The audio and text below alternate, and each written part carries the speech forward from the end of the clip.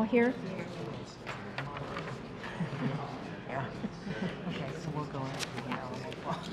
The Board of Commissioners, as the governing body of Clatsop County, all county service districts for which this body so acts, and as the Clatsop County Local Contract Review Board is now meeting in regular session, let's all stand for the flag salute. I pledge allegiance to the flag of the United States of America and to the republic for which it stands, one nation, under God, indivisible, with liberty and justice for all. I think we should sing the national anthem. I'll tell you. Clerk will call the roll call. Commissioner Sullivan? Here. Commissioner Webb? Here. Commissioner Netherton? Here. Commissioner Felix? Here. Commissioner Thompson? Here.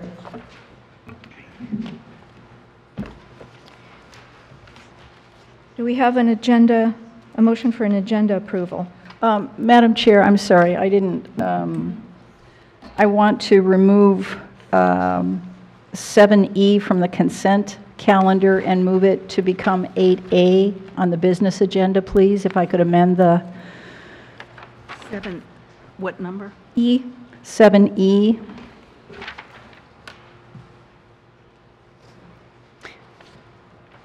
Okay, so And then I would move to adopt the amended agenda.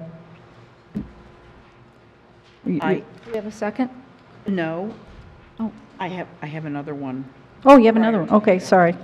Okay. I'd like to move 7B. D. B, B. as in boy.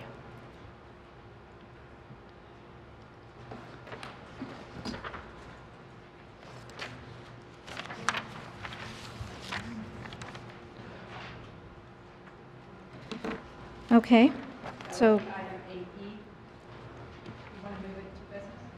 I want to move it to the business agenda. B as in boy, right? No, So, E. What, well, there are two There are two removals of As. the consent calendar. Should they be A and B of the business? yes? Or They would come- A1 and A2. What we've done before is that item 7E would become 8A, and item 7B would become 8E. 8E? Yeah, well, no, She's saying E is an elephant. sorry, E is an elephant. So Let me enunciate.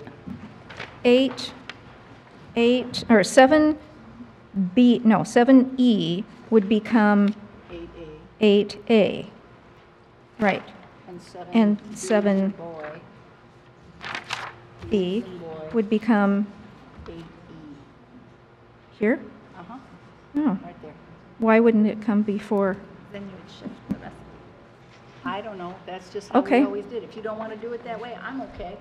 I think it keeps those others, B, C, and D, intact. but Yeah, I think, Makes sense. Yeah, just, let's have them at the beginning. yes, I agree. So, for clarification, I think we should have them at the beginning. So, Makes you happy. okay. So we need a motion with those amendments for the agenda.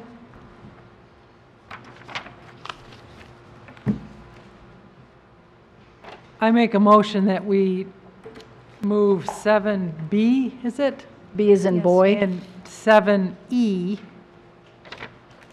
to the business agenda to be 8A and 8B. And Okay. the other 4 items to be moved down accordingly. Do I have a second? I second. And those in favor? Aye. Any against? So moved. Okay. Now we have 2 presentations, and the first one, which I strongly suspect is why we have so many visitors, is from Pacific Power, the Smart Reader Update.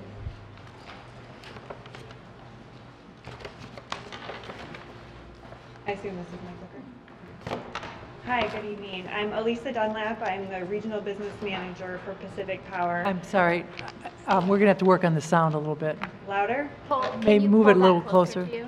There you go. How's that? in a big Actually, voice. just hold it in your hand, it works best. Hold it. Hello.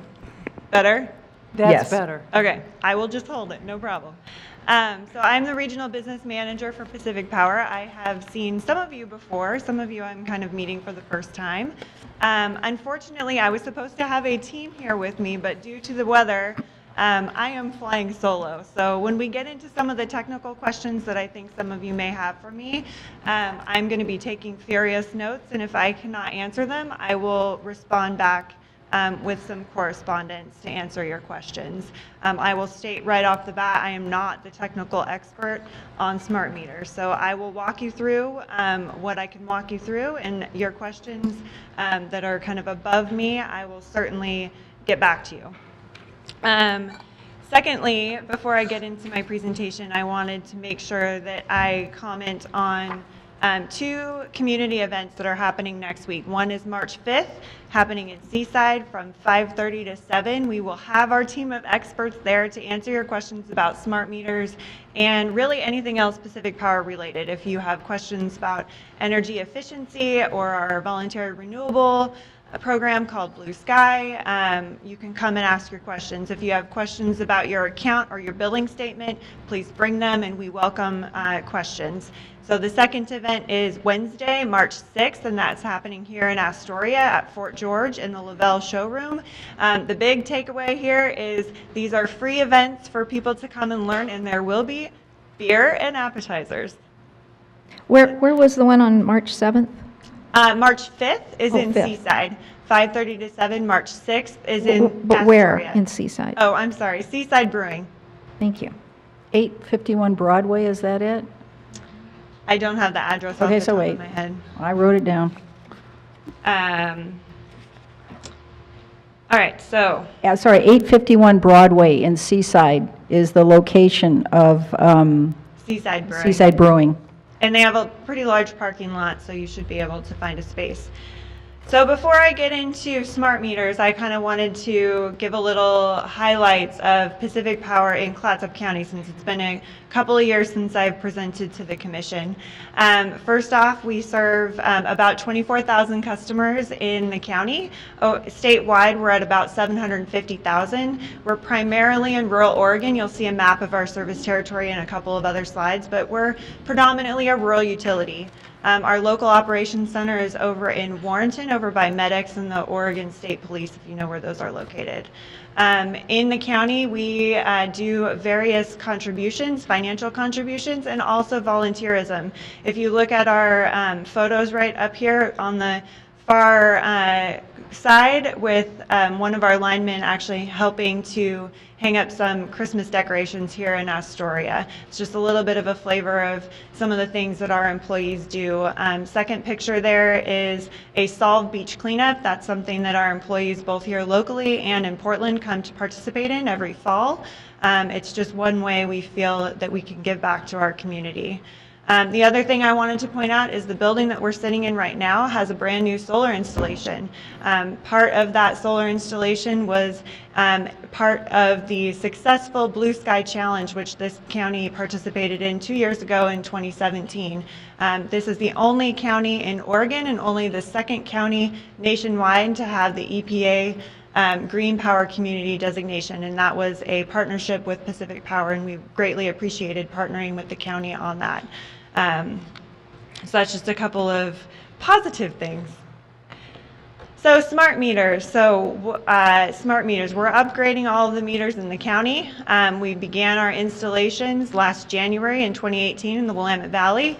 As you can see on this slide, there's a picture of our service territory. So the dark blue is areas that have been completed with installations.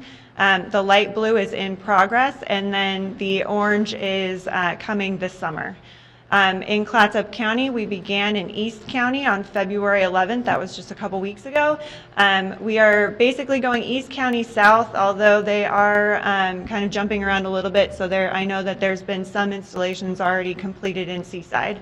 Our projected completion date is May for this county. By fall of this year, we will have completed all of the installations across our Oregon service territory.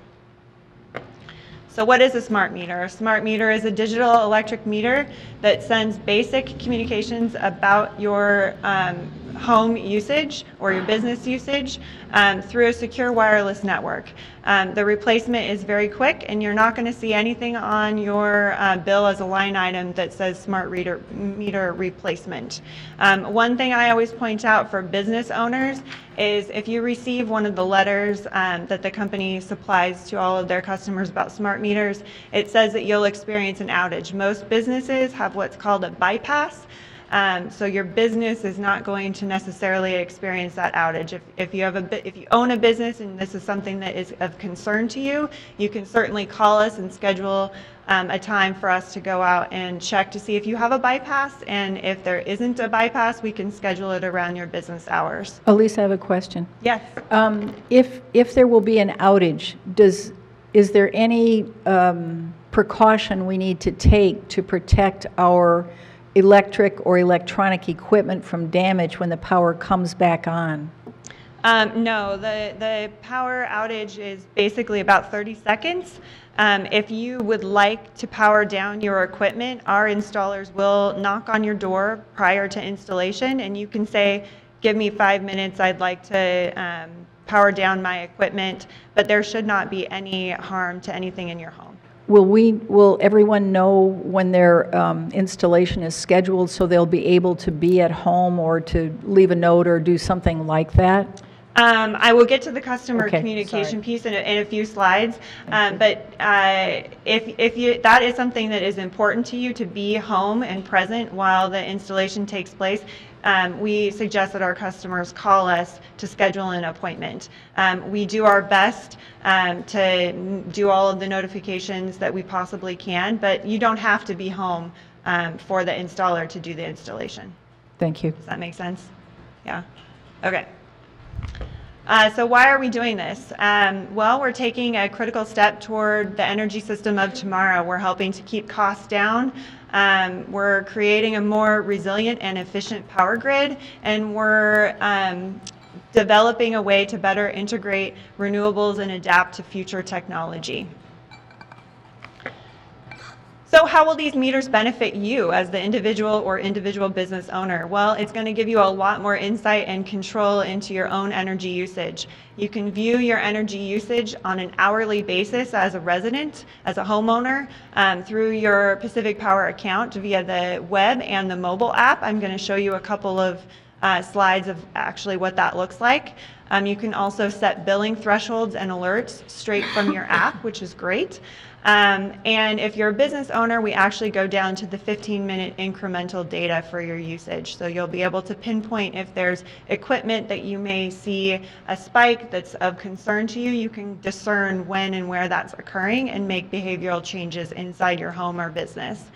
It's going to enable faster and more responsive service on outages. So a lot of people don't know that right now, if you have a power outage, you have to call and tell us that your power is out.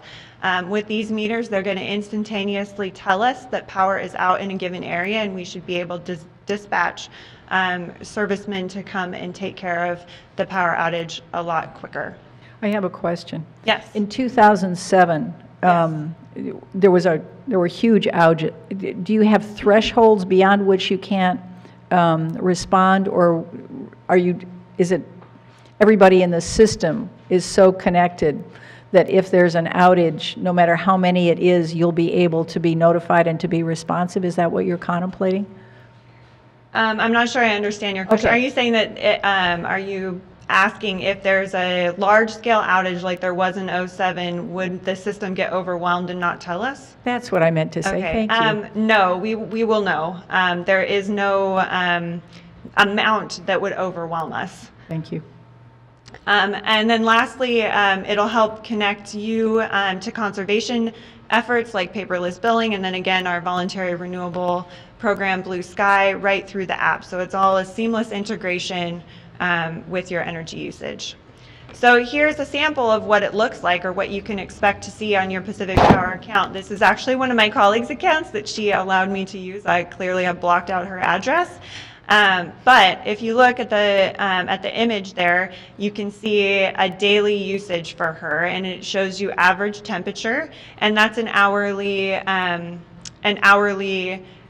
day. So you can see at 7 o'clock, she's got a little bit of a spike. What happens at 7 o'clock? A lot of people are making dinner, you might be doing a load of laundry, your kids are home, the TV's on. You can kind of postulate in your head what's going on inside your home. I want to be clear that we cannot tell you what's going on inside your home. The only thing these meters are doing is transmitting whole home usage, which is exactly what they do now. The other image is showing some of the things that you have access to on your online account. So one of these is the projected bill threshold. So she's set $170. So, and she's also selected text message reminders. So basically what that means is as these meters are able to give us more real-time data, it's going to send her alerts when she's getting close to that $170. And at that point, she can make behavioral changes to lessen her energy usage and get under that threshold that she set for herself. So here's just another view. So what a week will look like via the web interface, and then what a week will look like via the mobile app. So the app has a lot of really cool features, not just viewing your energy usage, but there's also a one-touch outage notification that you can use right now. So if you have a Pacific Power account, I highly recommend downloading the app and looking at some of the features that you can subscribe to via the app. So safety and security, these meters are exceed industry standards for both security and privacy. Over half the homes in the US already have these meters. We're kind of last to the game here. PGE in Portland has had these meters for over a decade. They use a highly encrypted wireless network.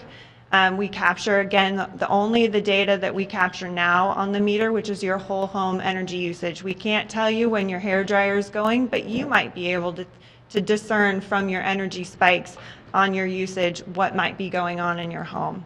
No personal information is ever transmitted, including your name or address. Smart meters, as I mentioned, have been installed and in use for decades. Our meters went through rigorous testing. We not only did one test, two tests, but 3 different tests, both internal and external. We also sent them to UL, which is Underwriter Laboratories. Most of the appliances in your home, if you turn them around, will have a UL sticker. This is one of the industry widely used in any electronics for testing of electronics.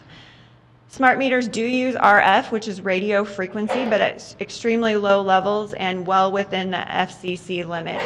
So I have a young child. She's almost a year old now. I sleep with a baby monitor right next to my head now. That baby monitor emits a lot more RF than a smart meter. Smart meters are also located outside of your home, which will offer some protection. This building, I'm assuming, is Wi-Fi enabled. Most of us are carrying cell phones, sometimes 2 cell phones.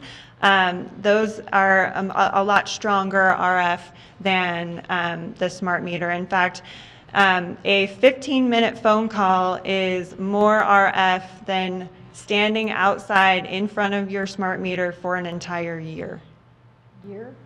A year. Opting out. So we felt very strongly that we wanted to offer our customers a choice. A lot of other utilities don't offer a choice with their meters. They say this is the meter and you're going to use it. We wanted to offer an opt-out program for our customers. 99% of our customers have decided to accept smart meters and are enjoying their many benefits. If you do choose to opt out, there is a monthly manual meter reading fee of $36 a month. There's a one-time fee of $169. That's only if your meter has already been installed and we need to go and remove it. If you know right now today that you would like to opt out and you do not have a smart meter on your house, you call us, you opt out, and there is no upfront cost. You will see that $36 a month going forward. All of the fees are the same for any customer that chooses to opt out. There are 2 pilot programs, and again, I really wish our technical expert was here, our tariff expert was here to better explain those. I do have some information that I can provide. But there are 2 pilot programs that we recently filed with the Public Utility Commission. One is a fixed bill pilot and the other is a quarterly read pilot. Both of these, the goal is to lower that monthly meter reading fee.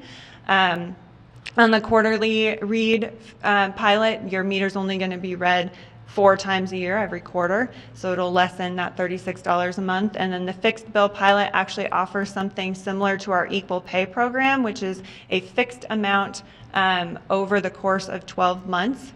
And the monthly meter reading fee is down to $9 with the fixed bill pilot. We're only going to read your meter 3 times.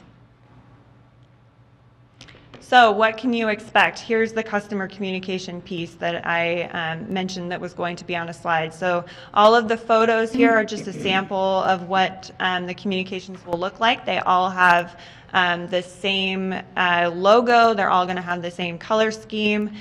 Typically, you will see a postcard announcement, then a letter with details. You're going to receive a reminder call. That is a robocall for whatever phone number you have on file.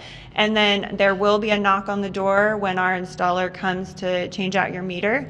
Again, install is going to take, it says less than 5 minutes. I've been to a couple of these. They take less than 30 seconds. So it is very quick. And then there will be a door hanger put on your door after the installation has been completed. We will do 1 month of a manual read, and then your usage data, all the cool tools I showed you that you can see online through your account or via the app, is available 6 weeks after installation. Again, I'd like to highlight the community information events. So next Tuesday, March 5th, 5:30 to 7, Seaside Brewing in Seaside. And then March 6th, which is Wednesday, 5:30 to 7 at Fort George here in Astoria. And then this was supposed to be my meet all the people that are with me slide, but obviously these people aren't here with me. But they have all said that they are happy to be available for additional questions via email. This team will be at the community events. Melissa Nottingham is our customer advocacy. She works in our tariff and regulatory department, and she's been the person that has been working on those fixed bill pilot and the quarterly read pilot, and also been the person that can explain where we got the $36 a month fee and all of that jazz. Corey is our technical expert, and he can tell you all about the actual meter technology itself. So those are usually 2 very popular tables when we hold these community events, when we've done them in other areas. And then the last thing I wanted to point out is, because we know our customers would like to call us and talk to us about this topic, we actually have a dedicated smart meter hotline.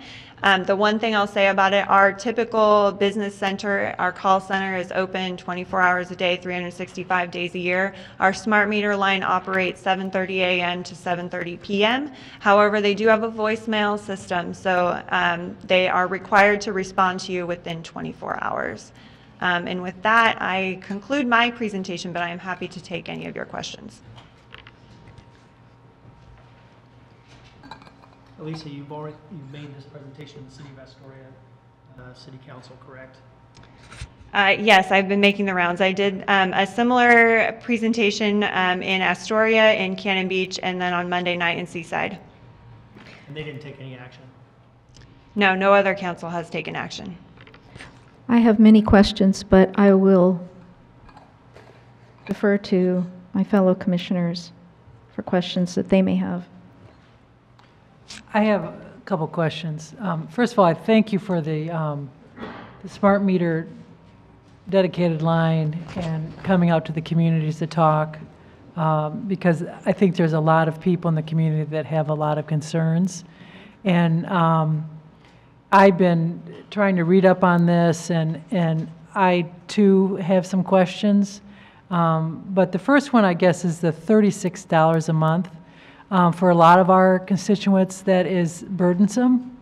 And my understanding, you know, when there was, before the smart meter, that the cost of reading the meter was just in the system. So why is it now that if there's a smart meter that doesn't need to have someone come door to door, why is there all of a sudden a charge? To me, that's a way to get behaviors to change. And I know that Josephine County is suing on that basis, saying it's just too much to charge a constituent. So maybe you can speak to that. Sure. Again, I wish Melissa was here to explain more granular detail, but the $36 a month fee was set based on a non-optimized meter reading fee. So if we have to go out, so as I mentioned, 99% of our customers are accepting these meters. So if we have to go out and read meters that are in very rural areas on a non-optimized route, which is how they are now is an optimized route. We do a whole area at one time. So that's how that fee was derived. It's the time that it takes to get there, it's fuel costs, it's manual entry of that data back into our system. What I will say is the PUC has come out very strongly and said that we cannot do cost shifting. So basically, if a customer A decides to opt out and customer B, C, D, E, F on down the line decide that they would like to accept smart meters and enjoy their benefits, we cannot have that first customer place costs of us going to read that meter on all the other customers. So the Josephine County, I'll make one comment on that, which is the Department of Justice of the DOJ of Oregon has basically issued us a statement and said we have to obey what the PUC has set for us. So that's where that stands. But isn't that, and I don't know enough about that, so I won't get into that, but I guess that I'm very concerned. The people that I've talked to, it's really going to be a burden to them. And they don't feel, for whatever reason, they don't feel comfortable with the smart meters. And I think since it's dealing with their home and their sense of security in their home, they should have a choice. And so I don't know how that's going to get worked out, but that's a big concern for me. And I guess what I'll say on that is the reason that we've filed these additional pilot programs to lessen that monthly meter reading cost is because we're trying to listen to our customers and trying to empathize with them that the $36 a month is a hardship. And so we're taking steps to make sure that there's not cost shifting, but done in a way that we can still honor their choice to opt out. Commissioner Sullivan, if I could just point, Representative Mitchell Right, I wrote a haven't had a letter chance to to read us. that yet. So I don't know if you saw this, but I asked to have, I tried to get it in the board packet so it'd be part of the public record and everybody could see it, because I wanted people to see her logic as well and to highlight her involvement and commitment in this issue as well. And she speaks to that in Okay, this no, I letter. haven't had a chance to read that. That was on the, Yeah, so I'd just like to continue if I could. So what happens, another concern that I've heard from people is, and I've heard lots of concerns, as I'm sure the other folks up here have too, what happens to those people that were doing reading the meters? Are they going to lose their job and their livelihoods? There will be 100 jobs lost in the state of Oregon. So How many in across this county? There will be 5. What I will say about that is the company is doing everything that they can to retrain these employees and find them other opportunities. Of those 100, about a quarter or a little over a quarter of them have already found other positions within the company. What I will say locally here, I'm doing everything I possibly can with my business connections through other organizations to help those employees find other jobs. But yes, there will be job loss.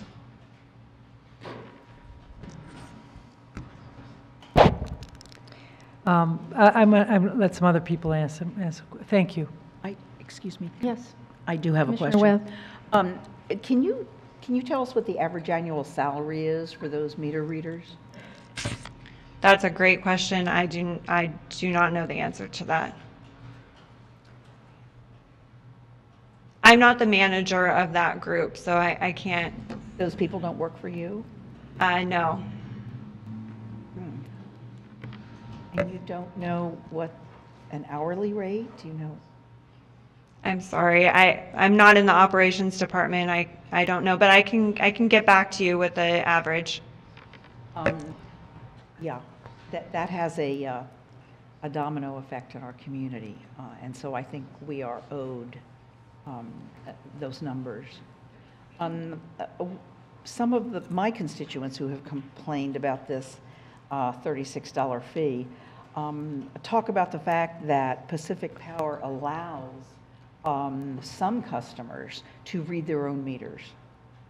Apparently, when a meter is not accessible or someone doesn't want someone on their property, especially in rural areas where you might have animals or things like that. Why wasn't something like that considered? That's not a policy I've ever heard discussed internally. Okay, thank you. So I have a few questions just representing constituents who have brought these questions to me or in a public meeting.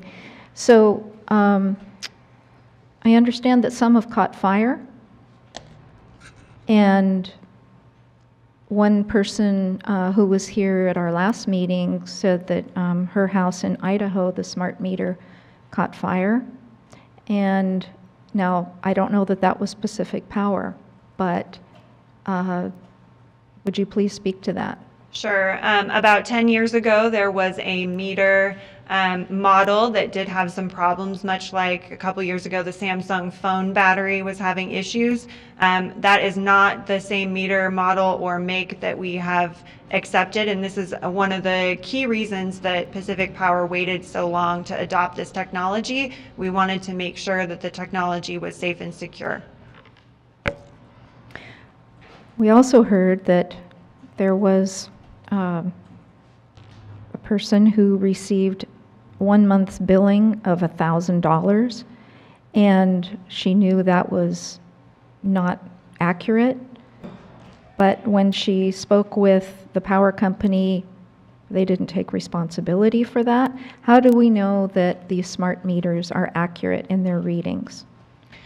We've done significant testing internally and externally to ensure that the accuracy of the meters. If a customer has a problem with the meter currently, they can call us and we will go check the meter. I don't imagine our policy is going to change once we have a smart meter. We will still have people that can go monitor the meter, make sure that there's nothing inaccurate with the actual meter. So I don't imagine our policy will change. We will take care of our customers. We will go ensure the accuracy, but we've done extensive testing to ensure accuracy.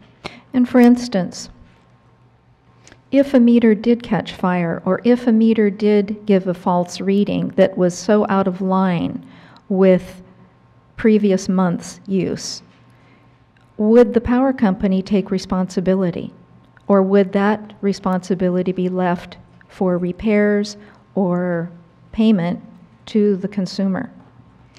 I believe we would take a case-by-case basis, but we would do serious investigation if that were the case. Thank you. Just the other question I had was, I had one constituent ask about emergency operations as a ham radio operator, whether that would impact their ability to communicate. Yes, so there will be no interference with ham radio operators. We strongly believe in the importance of having those operators in this county based on a really clear example from 2007. So the National Association of Amateur Radio has their own website, and I actually wrote this one down. And it is arrl.org/smart meters. So they have a whole page based on their own investigation and research, and they've said on their website, it says that there is no interference. That's the mothership. I have another question. Oh, did you have one? So,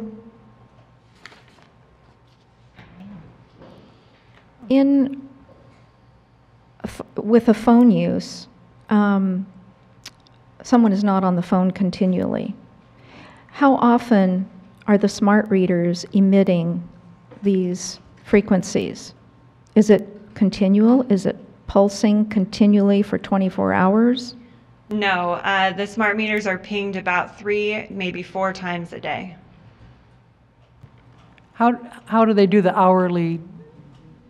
The meter itself stores, and again, we're getting a little bit on the technical side, so I don't want to speak above my skis here, but the meter itself is going to store energy usage data. It's only going to ping out to that communication about 3 or 4 times a day.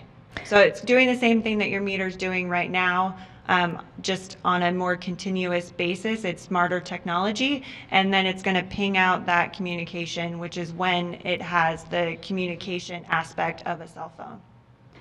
And you're confident that that is the case? You don't need to check back with someone in your I company? know that it only is pinged 3 or 4 times a day. That's absolutely accurate. And by pinging, that means that's when it's emitting the frequencies? That's when it's in a communication function, yes. Much like a cell phone. Your cell phone is on, but it's not transmitting unless you're on the phone or sending a text message. So there are no frequencies being sent out except during that time that you refer to as pinging? I will double check on that and make sure that I'm accurate, but yes, I believe that the only time that it's emitting is when it's communicating. I think our constituents are very interested in that. Thank you. Madam Chair, may I? Yes, Commissioner Thompson. We had a community member come and talk about living on the other side of a wall that had, if I recall correctly, 27 of these meters. That was extreme. So what do you have, can you offer any support or help or some physical barrier or something that would reassure this person that that his needs are being considered? I believe we've actually spoken with that person on the phone. Our smart meter team, the hotline team, I believe spoke with that customer. I'm not sure what they landed on, but I believe that person has been contacted directly by the company. But what I'll say a little bit about the RF concerns and health concerns is, if you go on our website, or if you just Google on your own, the World Health Organization, the FCC, the American Cancer Society, they all have very strong and well-researched documents available that show that these do not have any bearing on additional risk outside of what you're already experiencing living in a Wi-Fi enabled world. Thank you, I appreciate that. One of the things that I wonder, every system has failures. I mean, no matter how well it's designed, you know, when it's operating, things are going to go wrong. So thinking about, here we're losing 5 jobs, so maybe there will be a need to have, you said there will be people to come out if there's a problem. Will they have to come from some other place? Will they be local? We will have a meter technician that will be here locally. So pretty fast response. If there are other issues, I mean, I remember we've heard about people basically stealing electricity by plugging into a neighbor's outlet. I mean, that might result in a higher than normal reading. Is there any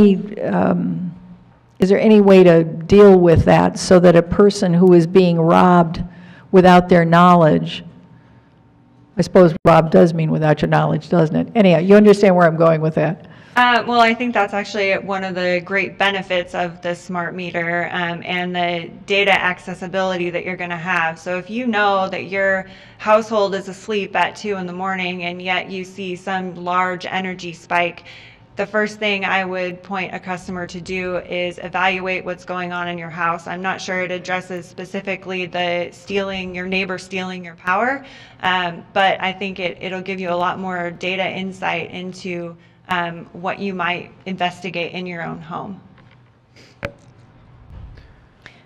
Go ahead. I've also heard that currently, before the smart meters, people could average their bill over the year.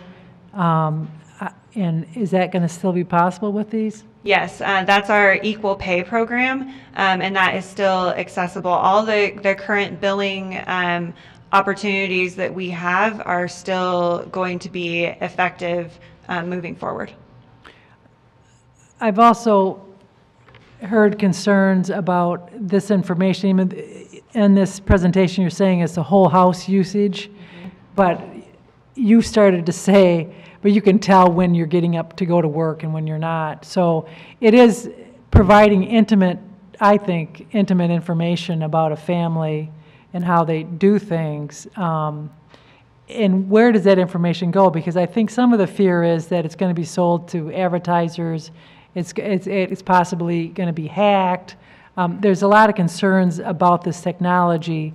And will people be giving up privacy? Will they be more vulnerable to, outside influences and into their family? I think that's part of the problem too. I can absolutely assure you we are not going to sell customer information. That is not something we would ever do. It's not something that our regulators would ever allow us to do. So I think that concern is unfounded. In terms of privacy concerns of what's going on in your house, we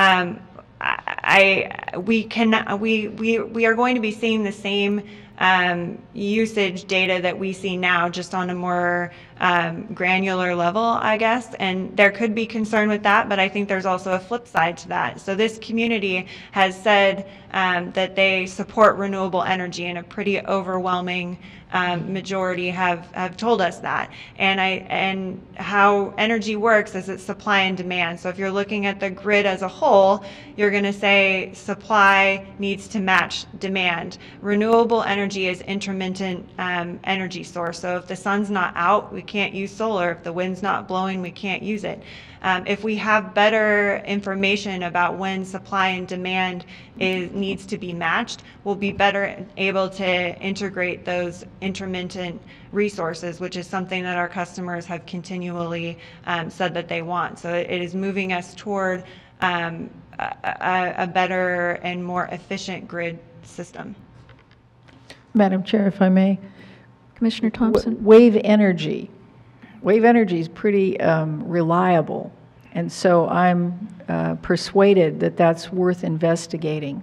Is that something? I mean, CREA hasn't bought my argument yet, but I keep presenting it because, as you point out, they're intermittent. This isn't. And the second question is, besides wave energy, is the vulnerability of a big system like this to hacking and bringing it all down. Again, looking to the point, every system has vulnerabilities, things can go wrong.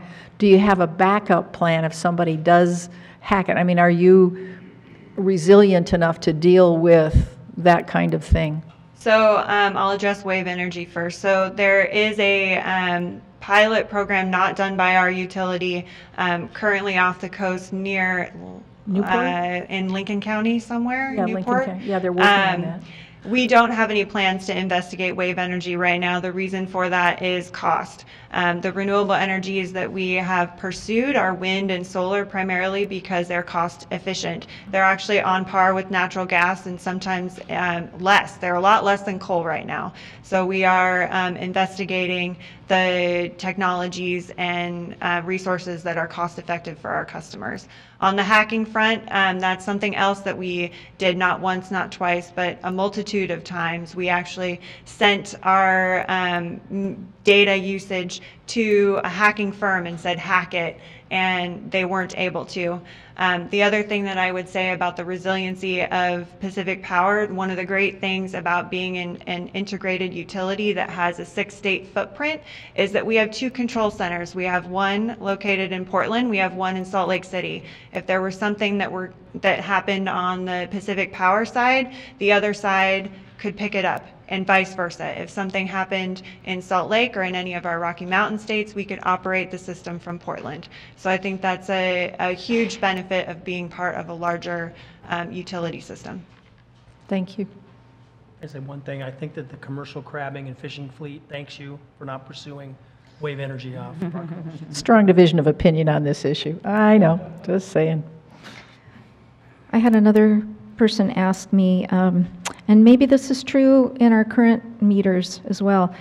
So when the highest usage is taking place, is the rate higher at that time, the cost?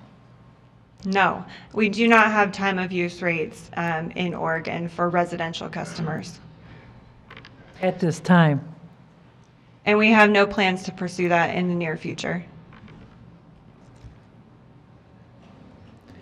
I just wanted to comment, we are, as a world, are changing as technologies change, our world changes.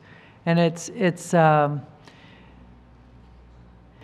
interesting interplay of how do we get comfortable with our technologies, how do we qualify our technologies. I think if I were to speak for some of the constituents that I've heard, the argument of, well, it's no more than a smartphone, they might say, well, who said the smartphone is safe? So it's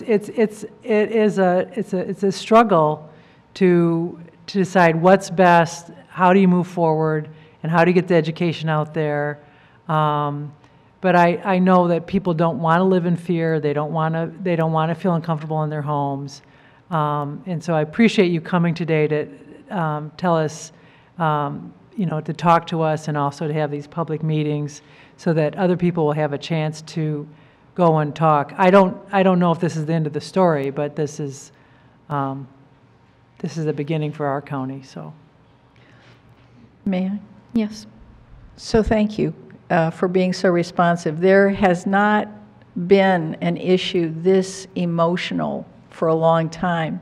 I have very subjective data on that. It's how far I have to hold the phone from my head when people are screaming at me, because that has happened. People are very emotional about this. It's not just a data issue, it's an impact on people issue. And so the PUC doesn't look at that as much right now. And I've been talking with people to try and have an impact on the PUC by going up and down the political chain of command, because you're bound by the PUC.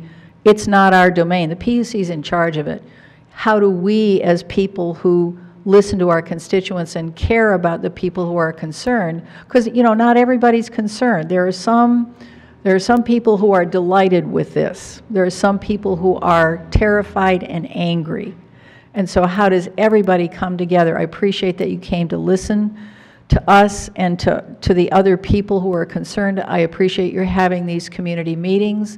My experience with you is that you're a very good listener, and you do whatever you can to advocate for the people in this community with the people who are in your corporate superstructures. So thank you for doing that. I would point to Representative Mitchell's letter on this regard. I'll give you a copy of it.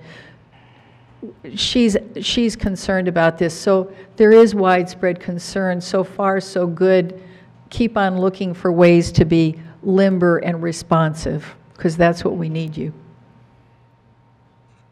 I think we're finished. Thank you very much Well, for thank you the for- information.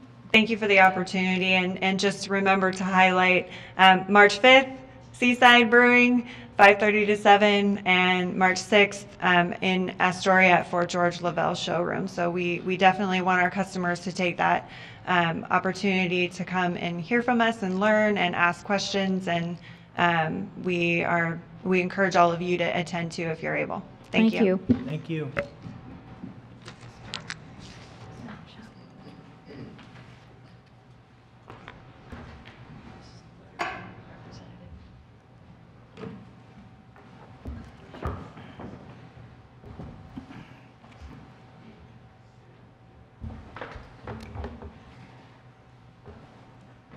We'll wait just a moment for one of our commissioners to come back.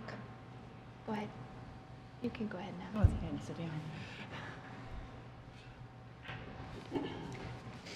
When Commissioner Thompson comes back, we'll begin our presentation from Behavioral Health, Clatsop County. Another opportunity to stretch.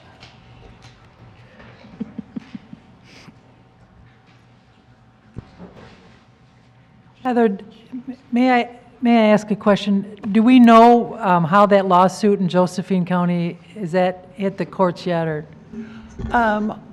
I looked last week, and there had been, they were in the motion filing state. I don't recall that another hearing had been set. I think it was, somebody still had time to file a response motion, and then they were going to be moving forward. But it's, you know, when you file a lawsuit, there's usually challenges to the complaint and motions that have to be heard before you can actually get to the merits of the case. And so they're still straightening those out. Would the merits of the case be argued in front of a judge, or? Yes, it will be argued in front of a judge. Do they anticipate going to that level? I think so, yes. Okay, thank you. All right, we now have a presentation from Amy Baker, Clatsop Behavioral Health. Welcome. Thank you. My name's Amy Baker. I'm the Executive Director of Clatsop Behavioral Health Care, and I'm Jenny Robinson. I'm the Clinical Operations Director there. I'm sorry, I didn't hear any of that. Oh, sorry. For me? you gotta speak Yeah. real loud. Okay. I'm Jenny Robinson. I'm the Clinical Operations Director at Clatsop Behavioral Health Care. We have to use our outside voices. I know. I usually do, but... So, Commissioners, first of all, I want to thank you for inviting me to come speak to you tonight. I'm sure most of you know at this point that behavioral health is something that I'm incredibly passionate about, and any chance I can get to talk about both the challenges as well as what we're doing, I'll take it. So thank you for having me. I think the last time I did the presentation, I believe only Commissioner Thompson and Commissioner Nebaker were here, and as you recall, I like to use the boat sea metaphors. But in my profession, and I've been doing this for probably about 25 years now, that little boat feels a little bit what it feels like to be the behavioral health system.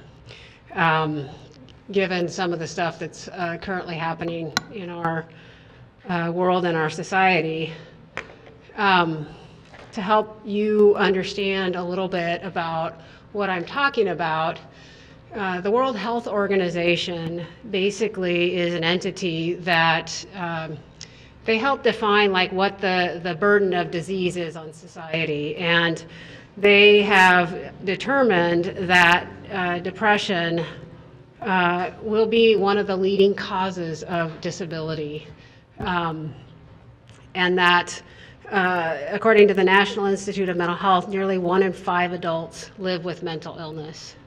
And those are snapshots in time. And then if you look at some of the prevalence data around the likelihood of people developing either mental health diagnoses or substance abuse problems, it's even higher. I've seen some studies that go as high as 50%. The Great Smoky Mountain study showed for young adults by the age of 21, there was almost a 90% chance that they would have some symptom of a mental health diagnosis in that time.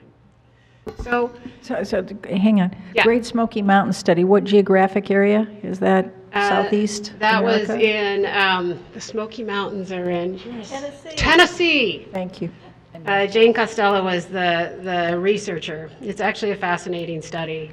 And so when I talk to folks, basically what I say is this is not something that happens to some of us. This is something that happens to all of us.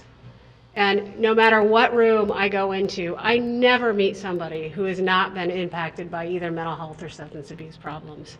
It's a very, very serious and significant issue. And so often I get asked, why? Like, why is that? Why does it feel like these issues are increasing? And obviously I don't have an answer to that. If I was, like, wow, would I be super powerful and smart? But essentially, some of the research has indicated that things like chronic stress, loneliness is a huge factor. They found that loneliness is more impactful on one's health than obesity at this point. Lack of meaning and purpose, lack of housing, disrupted relationships, and stigma. I think these are all things that are leading to people feeling more disconnected, more alienated, more depressed, and more anxious.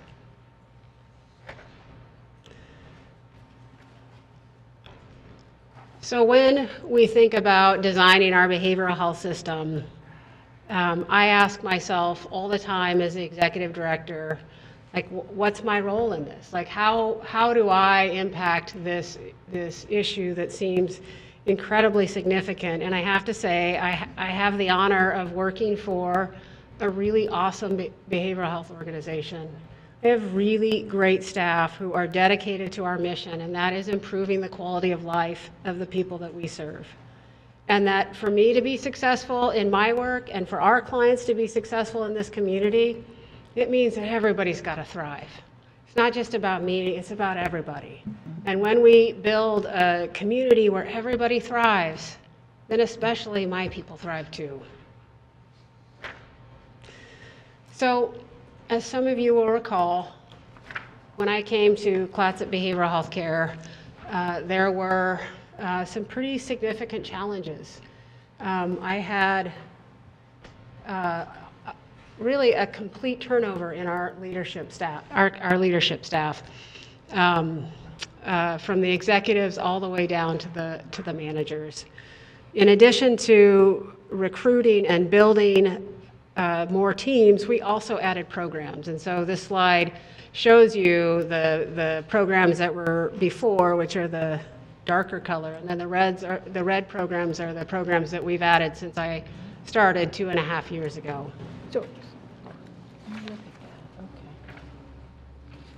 Thank you.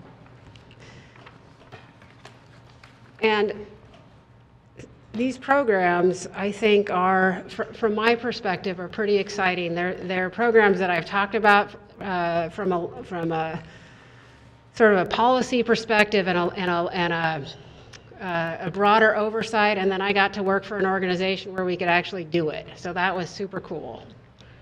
So when I got here, from my lens, this is kind of what it looked like.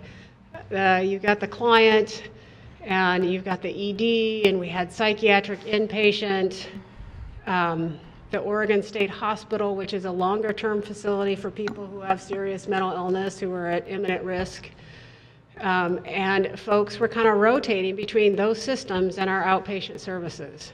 And I watched kind of the same clients in and out of the EDs, connected with the crisis team, but we really struggled to keep them in the community and keep them safe. And so through adding programs, one of the concepts that actually Ginny and I have been promoting for years is the concept around the front porch. So if you're somebody who's trying to get into services, and there's a big door and there's lots of rules and lots of things you have to do in order to get care, sometimes that can be just a huge barrier. And so what we wanted to develop was this concept of the front porch, which means it's welcoming. You don't have to get into that. You don't have to step inside the house in order for us to help you. Just come on the porch. We'll just have a conversation. And so what that looks like in practicality is this. So we've added services, and the services that are in this slide are ones where we actually go to the client.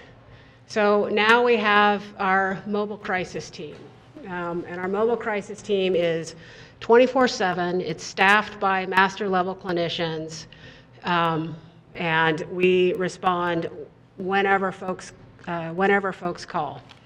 And I actually have this really great story about, this happened recently, where there was a client in a store parking lot in Warrenton, and the Warrenton Police Department called us because they needed assistance. Their presence and their uniforms were clearly aggravating the situation. Our mobile crisis manager got there on the scene. He was able to talk to the client. He talked to the client's mother. They all talked together. She de-escalated. psychobabble terms for she calmed down. Sorry. That's okay. It's hard to take the clinician out of the executive director. She calmed down. They arranged a plan. The daughter came, picked her up. The police got to like move out of there. They didn't have to arrest her. The right person talked to her in a crisis. She didn't have to go to the emergency department. She got what she needed, and from my perspective, that's a good outcome. Our assertive community treatment program, this is like case managers who they go out to people's homes. We help them take medications. Part of what's really different about that service is that we really work on building relationships with folks, whether they really want to be involved with us or not. And that's part of the front porch concept, which is we're here for you, we're going to keep trying, and when you're ready, we'll be here. And that's similar for our recovery allies. We have 2 recovery allies, and they're like brand spanking new within the last three to 4 months. And these are 2 individuals who have their own experience of going through recovery, and they go to the emergency department, and it's all focused on folks who have substance abuse disorders but who aren't ready to get help. And the whole goal of those folks are to help people become ready, ready to seek help, whatever that may look like. So that includes going to the jail, feeding hungry bellies, wherever it is that they're going to find people who need our help. And then lastly, of course, North Coast Crisis Respite and Residential Center, which I'll talk about in a minute. So for mobile crisis, between October and December, so that's a 3-month reporting period, we had 116 responses. Largely, they were initiated by the police and the sheriff, and then the next 2 big ones are the emergency department. We get calls that come through on the crisis line, and we go out on those, and then 20 are just sort of random other places. What's PSH? Sorry, Providence Seaside Hospital. Oh, thank you. So I would really like to take credit for this, but I don't know for sure that we are impacting this data, but it's the number of folks with behavioral health needs who are visiting the emergency department. Our mobile crisis program has only been, it started I think September 4th, so it's way too soon for me to actually take credit for this, because some of this could be seasonal, but certainly the addition of NCCRC, the mobile crisis team, the recovery allies, all of these things that we're putting in there where we now go out to people are certainly going to have an impact on when folks go to the emergency department. But this is only Columbia Memorial, this isn't Seaside. Prof Seaside has not sent me their data yet. As soon as they do, I'll add it to the slideshow. Well, it looks promising anyway. It does. But I'm not taking credit for it because a 3-month program, that would be a little overambitious on my side. I have a question. So does the sequential intercept mapping have anything to do with this?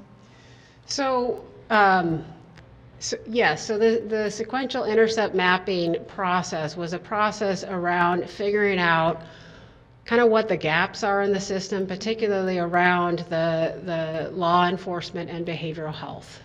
And so some of the recommendations of sequential intercept mapping have come to fruition. Like for instance, mobile crisis was one of those. Getting officers trained in crisis intervention training, that was a recommendation.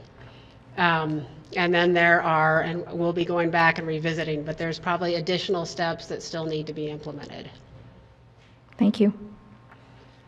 So North Coast Crisis Respite and Residential Center has been operational since July 26, 2016.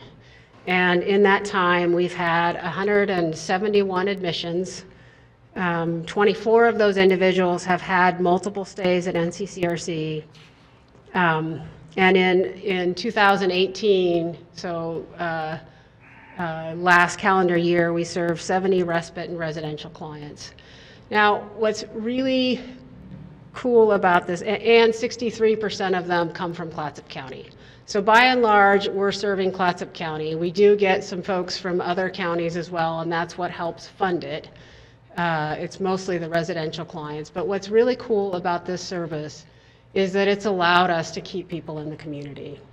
Rather than having to send somebody all the way to Portland or Bend or Coos County, if it's at all possible, we serve them at NCCRC, and they have a relationship with the staff there. It's a great opportunity to get folks back onto their medications and just to give them a break. Can I ask one question about the respite center? Yeah. Are there secure beds at the respite center? There are not secure beds. Why is that? There are not secure beds at this point because we are, basically we're evaluating whether from CBH's standpoint, whether the risk of providing the service and the volume of patients who could actually be served in the level that's available and the cost associated with that, whether or not that's worth it financially. I think there's a bigger discussion that's happening with the Caring for Clatsop Coalition about, and they're also evaluating whether or not that's something that they want to move on and pursue. Have you heard from the Warrenton Police Department or City of Warrenton about, if this places a burden upon them? Yes, we've had several conversations with Warrenton PD. They have gotten their numbers around responses that they've done to the North Coast Crisis Respite and Residential Center. We're trying to narrow down which ones are were directed to NCCRC versus which ones just happened near NCCRC. But we're also putting some protocols in place so that our staff, one is to have more administrative availability in the swing shift, which is when a lot of those calls took place. And then also we had a couple of clients who were calling 911 themselves. And so it was putting protocol around their access to the phone. I know we had a meeting here last year. We had multiple agencies here, and CMH was talking about building a secure room. Is that something that's still in process, or even for Providence? I mean, because some of these situations require medical intervention at the same time. Correct. Yeah, to my I don't want to speak for either CMH or Providence Seaside, but to my understanding, I think both are intending to build hold rooms within the hospital. Because, I mean, I think the bottom line is that the community will be paying for this one way or the other. And in my opinion, I think mental disorders fit under the medical view. I have a medical view of mental health, and I would rather see people getting cared for in a hospital setting than in a jail setting. Correct. Which is kind of the de facto right now. It's not fair to the jail staff. It's not fair to the people that are suffering. Correct. But I know it's an expensive proposition. So is it a matter of who's going to pay for this? Is that part of it? I can speak for a moment. What I can tell you is it's super complicated. So one of the things about police response, our licensing at this facility will never be a hospital license.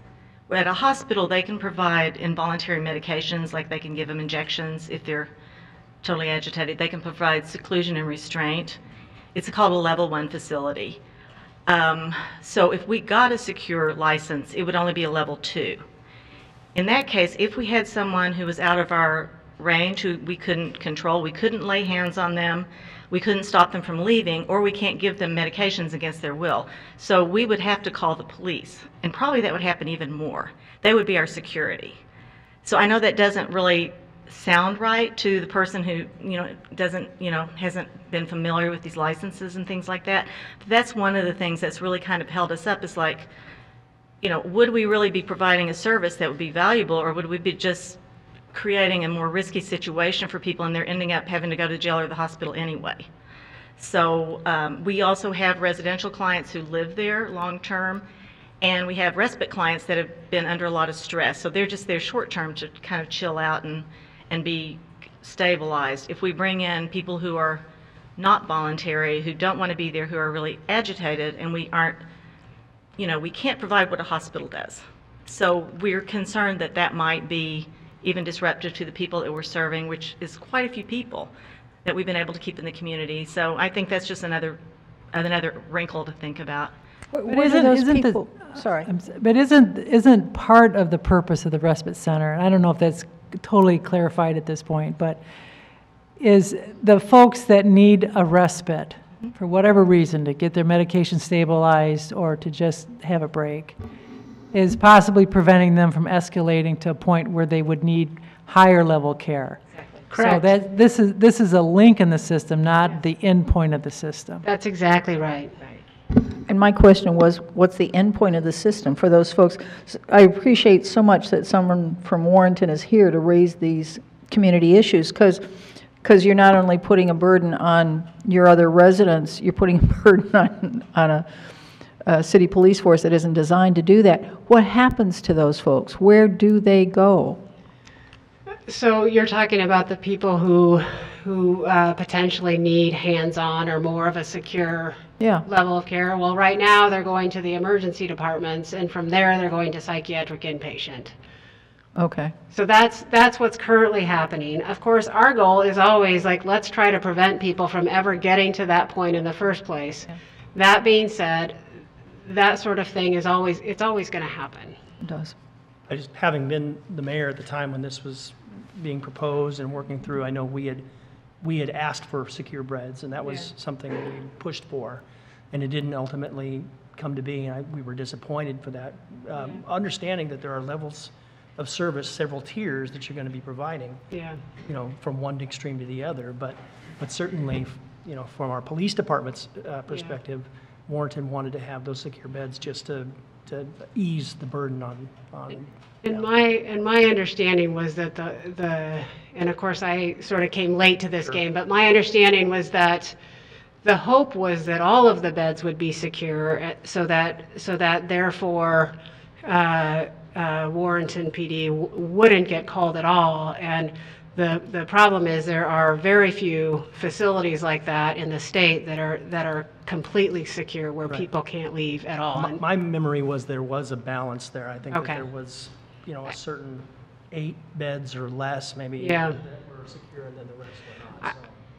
I think some of the challenge has been that I don't know that there was a complete understanding among all the parties around what the level 2 facility could and couldn't do. And with a level 2 facility, you can't do hands-on, so we can't restrain or we can't seclude. And so that automatically means that there's potentially going to be more police response because of that. There's a facility that I'm going to see later in this week down in Klamath Falls. It's one of the few programs that does actually take people directly out of the ED into a respite program.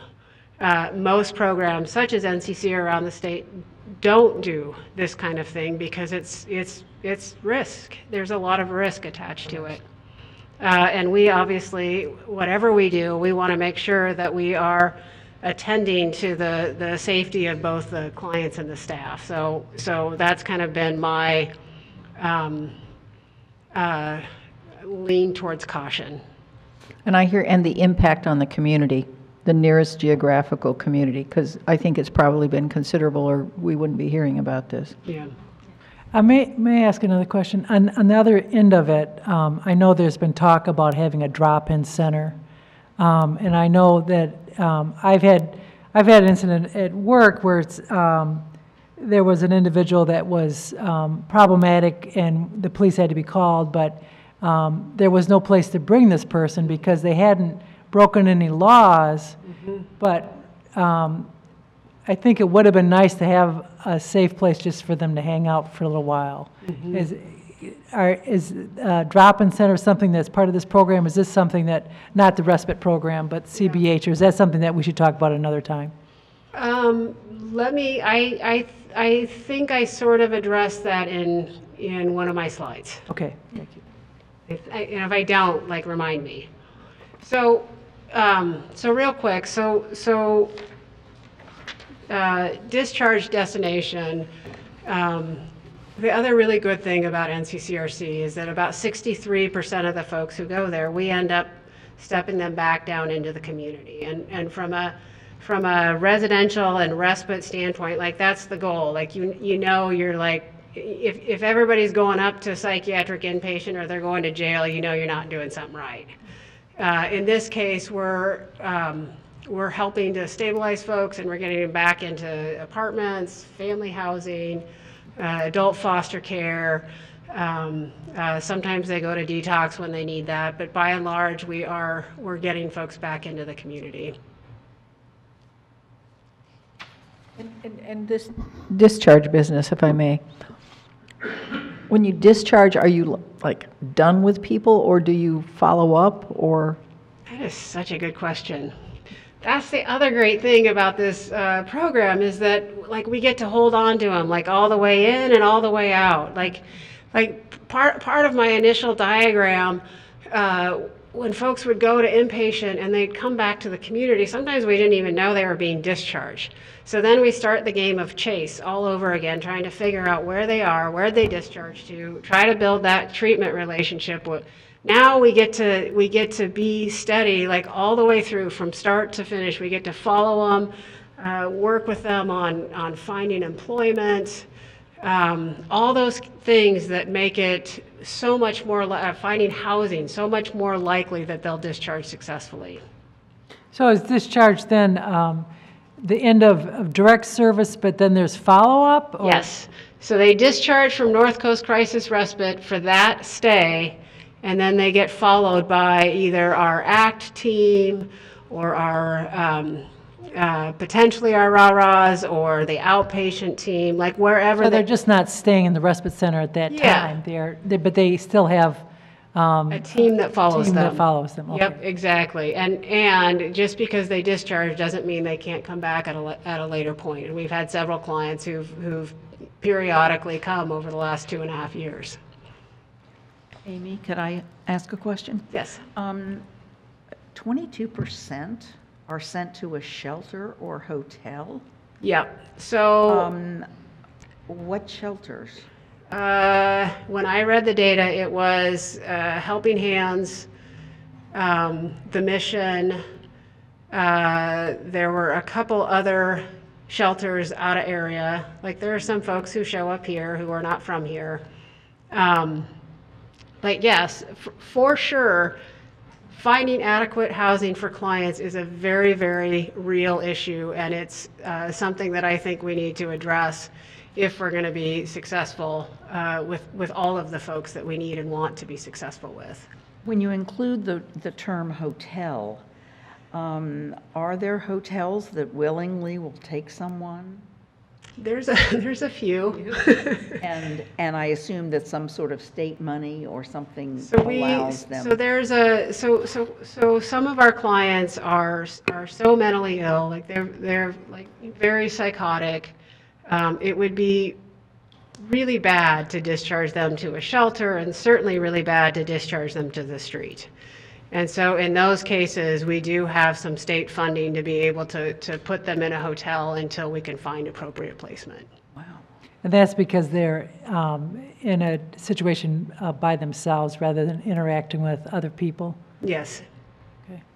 And do the hotels usually, are they notified, or are they given any kind of training on that?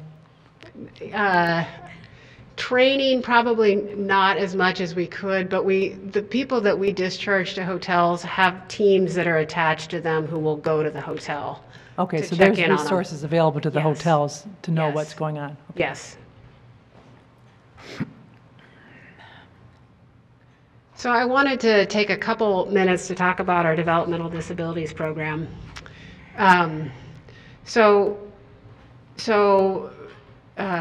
DD is a service that we have had since, I should know this. 2010? Before It's 2010? Or 2012 maybe. I think it came back to us from CCMH.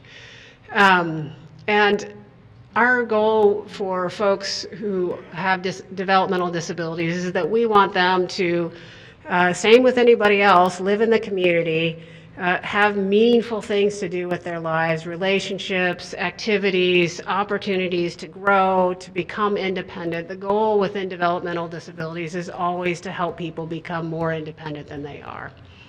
The DD system is somewhat complicated in that it's partially overseen by the state and it's partially overseen by us. The state funds most of the services, but we're the eyes and ears of any kinds of health and safety concerns. And obviously we take that role very seriously. We have a team of 7 people. They're dedicated, they're passionate, and they love their work. So within developmental disabilities, we have about 219 clients. 76 are in residential care, 38 are in foster care, and then 93 individuals are living either at home or independently. And that's a good number. Like that's what we like to see. We obviously people want autonomy, and you want them to have as much autonomy as they can possibly manage in a safe way. What's the age range of the population you deal with? In developmental disabilities, it's kids and adults and older adults.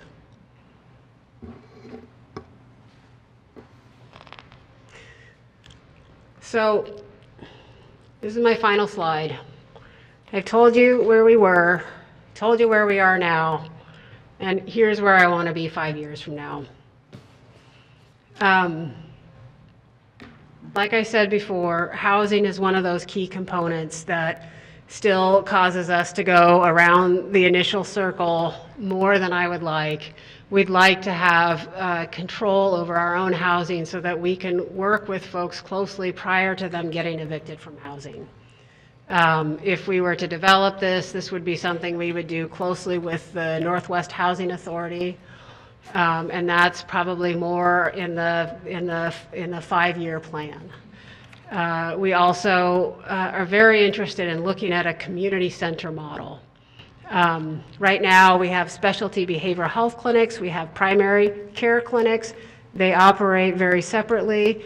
What I would like to see for this community is one center where people can come get their needs met. Whether it's getting your teeth cleaned, whether it's you need to find housing. So we have caring for, Clatsop Community Action. That we're there, that Yakima Valley Farm Workers is there, and vocational, so that you have one spot where people can go, and it makes it so much less stigmatizing if it's all coalesced in one site. And with all of these things, the goal is that the 3 little systems, the ED, the inpatient, and the Oregon State Hospital, become smaller and smaller and smaller because we're able to successfully serve our folks in this community. This looks like what was originally intended when the nation decided that we would stop having facilities that forced people to stay in these mental health institutions. And by saving money there, we would have community centers like this, but that component never materialized. So do you see funding coming down through the federal government or through the state for this? So I think there will be funding for housing. I think there is a strong recognition, both federally and statewide, that this is a significant issue. We as in CBH will have to find somebody who's really knowledgeable about those resources and how to apply for them. And that's a long-term strategy. The community center, I think, is going to be more finessing the right partnerships. We're already in conversation with Yakima and CCA.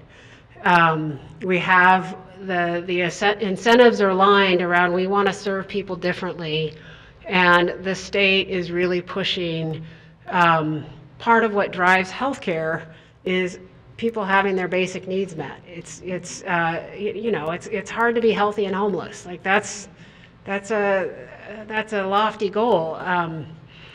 And so therefore, like the more that we put that together, the more we break down barriers, the more we make it easy for folks to access care, the better all of our systems are going to be. Amy, I'm headed off to the Housing Stability Council in Salem on Friday. If you have something you want me to give to Housing Director Salazar or that Housing Stability Council, I'm happy to carry it there. I'm happy to carry it through Commissioner Hall to the Association of Oregon Counties to give you all the backing that possibly can happen. Awesome. Tell them we need money.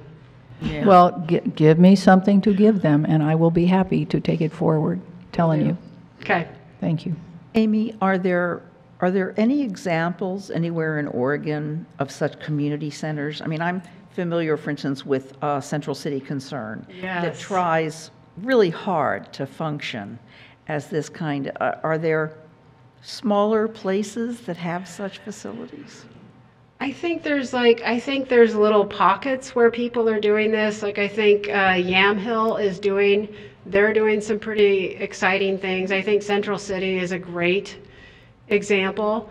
I think the challenge is always getting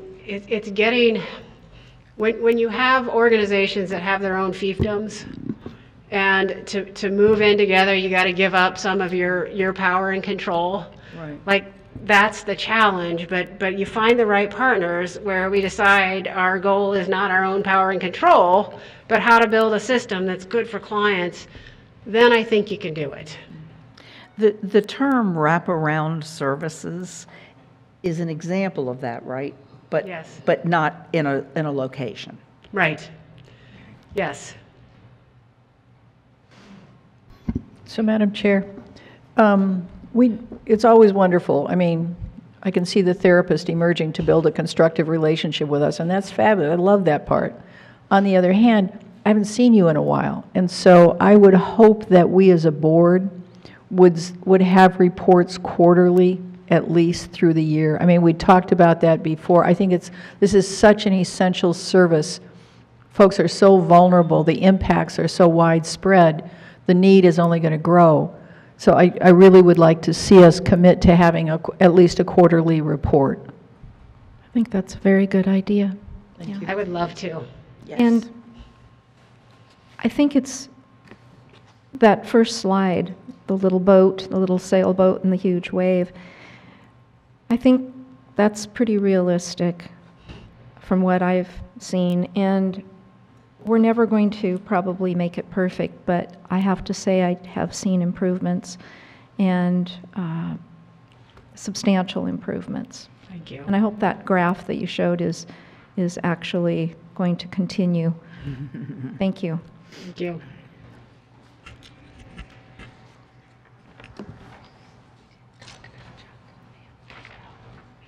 Thank you for coming in. Yeah, thank you so much. Don't be a stranger, y'all. Never.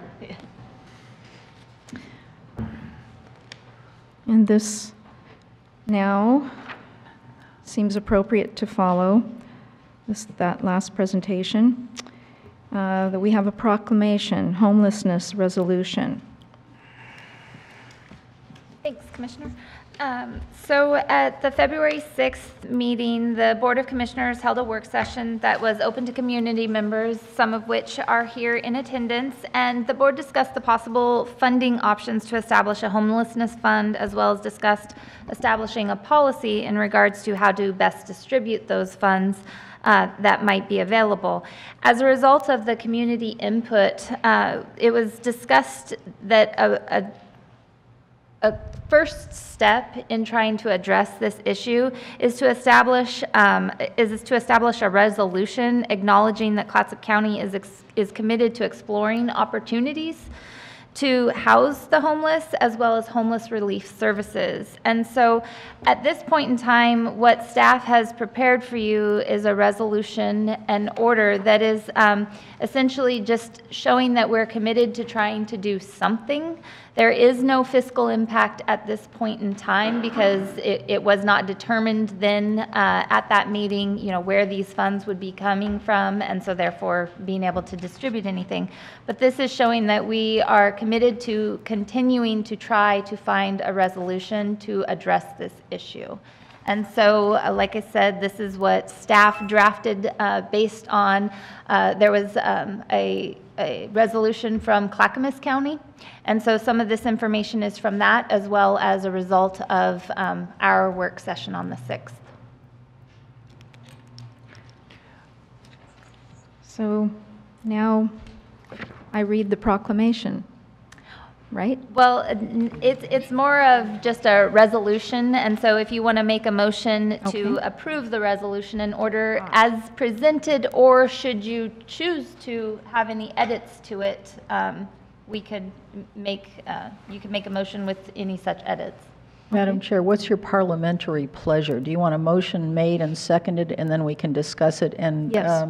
Okay, fine. So I move that the board approve the resolution in order as presented, affirming the county's commitment to explore opportunities for alternative housing for the homeless and homeless relief services. Second. All those in favor? Aye. Aye. Aye. Any against? I Are we want, discuss- I I was want, going to say, we we were going to discussing it? discuss it, but now we discuss it. Okay. one of the discussions one of the thoughts I had is, I'm happy that we're doing this, but we're also in the middle of a legislative session, and there are several bills pending on housing issues, and I imagine that people are following that. If it comes to a point where one of the housing bills look like it's going to pass, but it might need some help, would it be appropriate for us as a board to submit a letter of support for particular bills? I think I would like for us to be looking at that possibility. I'd like for us to look at the whole issue of what's going on at the legislature and how we as a board want to consider all the legislation. Absolutely, but we were talking about housing right now. Yeah, So. well, but here's the thing. If we piecemeal it, if we hop around from thing to thing, it doesn't work as well. I'd rather have a systematic approach. I don't know how we do that right now. So although I prefer a systematic approach, I'm a passionate supporter of more adequate housing. So, I would do that. I want us to have some kind of coherent process for that subset of the legislation, though. Yes. I appreciate this resolution because it resolves to work with the organizations that are already doing very good work in this community and in this county, nonprofit organizations. And so that's, I think, the meat and potatoes of this is that we're really putting our approval of that and working to endeavor to work harder with them. So I like this. Thank you. I like this too. I think you captured a lot of good stuff. It was the support of a lot of staff Well, and citizens. I think it's really well done. Would it be more appropriate under new business to talk about Commissioner Thompson's point? Depends on how late we go tonight, yes, Sometimes perhaps for the next meeting, we can talk about that. Perhaps that can be on the agenda, because... Because, well, time is going, bills I know, are hitting the floor. I know, but I fade at a certain point. I know. Okay, good job. Now, let's see, do we have You have a motion on the table. we have to vote? Yep. So as to whether we No, I thought adopt... we voted already. We seconded it, and then all those in No. favor. Oh, yes, okay, Yeah. thank you. Did it? So now I will read the proclamation. Resolution affirming Clatsop County's commitment to explore opportunities for alternative housing for the homeless and homeless relief services. Whereas the 2017 point-in-time homeless count identified more than 680 persons living in emergency shelters or unstable housing in Clatsop County. And whereas Clatsop County is committed to achieving outcomes that improve the safety, health, and prosperity of all who live, work, and play in Clatsop County. And the county is appreciative of the cooperation and work of those organizations, property owners, and property managers who work with those citizens in need of affordable housing options, and whereas the urgency of the region's housing crisis has compelled Clatsop County to review its funding streams and evaluate opportunities to provide support in qualifying nonprofit or governmental entities that are providing housing for the homeless. And whereas Clatsop County does not support removing or isolating our homeless population, now therefore, Clatsop County is committed to addressing the housing needs of the homeless population, and the Clatsop County Board of Commissioners does hereby resolve to increase awareness and encourage those within our community to explore and create funding possibilities for qualified agencies to administer efforts, and explore various options for addressing critical housing needs for our community, and seek the collaborative support and participation of our cities, residents, businesses, community groups, and stakeholders in this effort. Yay, hooray. Board of Commissioners for Clatsop County. Good job. Okay. Now it's business from the public. Thank you for putting this together. All right, now it's time for business from the public. This is an opportunity for anyone to give a 3-minute presentation about any item on the agenda except public hearings or any topic of county concern that is not on the agenda. People wishing to speak during business from the public must fill out and sign a public comment sign-in card. First, we have Ted Thomas.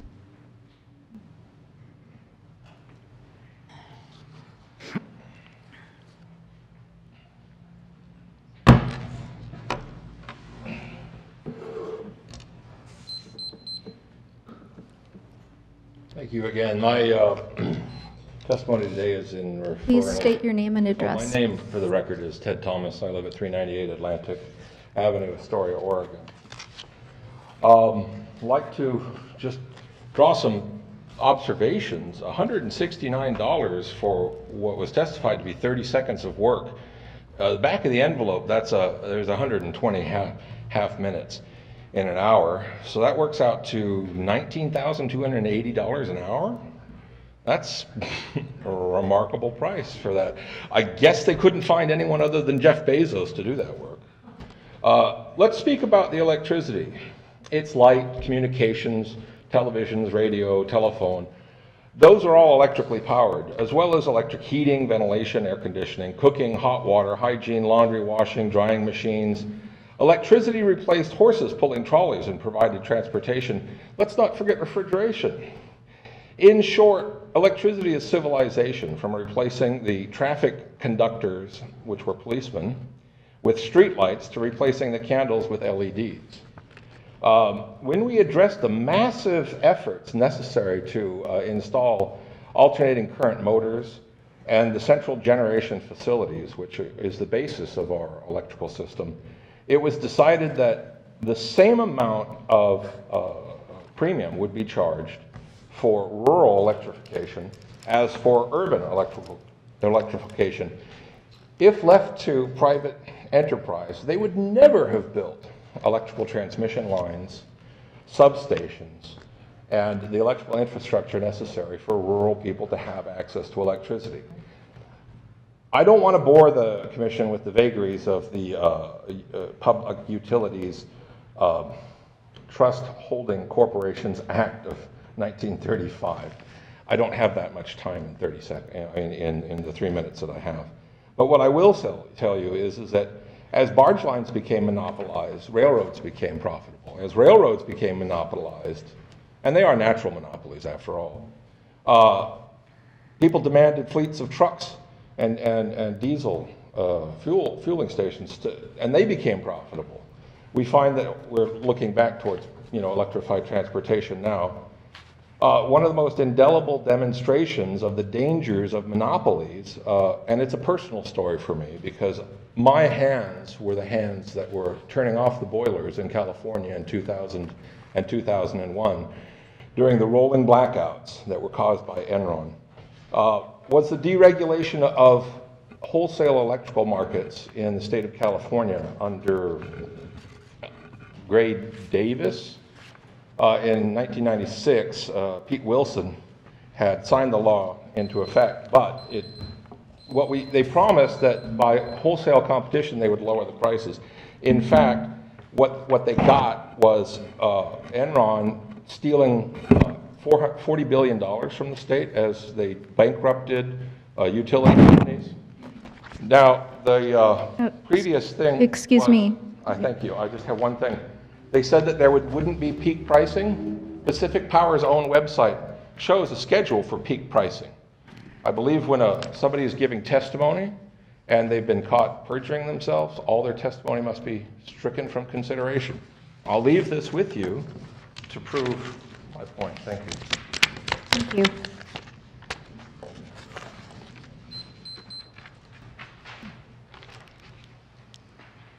Next, we have Bill Kerr.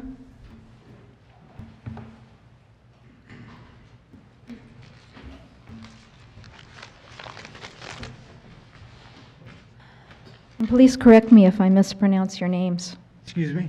Please correct me if I mispronounce anyone's names. I wish I owned a jar company. I would take the rest of the week off. For the record, my name is Bill Kerr. I'm the president of United Steelworkers, Local 1097. I represent the 600 workers that work at the Wana Mill. I personally live in Warrenton, been born and raised there my whole life. Majority of my workers live in Clatsop County. Wana is Clatsop County's largest private employer. We spend $370 million a year on labor, goods, and services in our area. The mill alone paid $2.8 million in taxes. We also spend $15 million a year on fiber supply just in Clatsop County. My union brothers and sisters are Clatsop County's largest donators to the United Way program. Wana donated 27 acres and $20,000 for the new county park in Westport that still is waiting to be built. There is a bill in Salem that could have ratifications of shutting down our mill. It is House Bill 2020, a carbon tax and trade bill. We are in opposition to this bill because it will negatively impact thousands of jobs in our community. Sadly to say, I had a steelworker economist run the estimation for closing the mill down to our size. He said it could be as high as 2,500 due to the rippling effect, domino effect as I heard here today, of losing a mill of our size.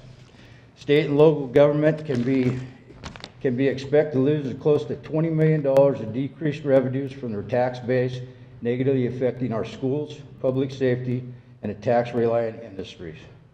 If anybody isn't shocked, we make paper at Wana. You can go to a Costco's, and if you pick up a roll of toilet paper, there is a 1 in 4 chance that I made it. Not the little roll, but the big giant roll that it's made of. Wana is the only tissue mill left in the West Coast. I was shocked when I heard a county commissioner from this county testify that she was in favor of this House bill. I'm asking that my county commissioners go on record as opposing House Bill 2020 as it is personally written and to protect our family wage jobs. The cap and trade plan as written is almost certain to cause a loss of jobs in Oregon to states and countries that have weaker environmental regulations and higher carbon emissions than Oregon. In Wana, we make it with hydro, natural gas, steam, and biomass. My United Steelworkers, my international, has formed an alliance with the Sierra Club. It's called the Blue Green Alliance. Nobody can make it cleaner than we can. So I was appalled when one of our commissioners was up there and testified that they were in favor of shutting down this mill, which will kill this community. I have lived here my whole life. I have watched industries go and not come back. I ask you to go on record Oppose this bill as it is written. Ask them to step back, relook at it, and do it right, because this is a global issue. It is not a state issue. Last time I looked, the wind goes and the atmosphere goes round and round. Thank you for giving me a chance to speak today. Thanks, Thank Bill. you.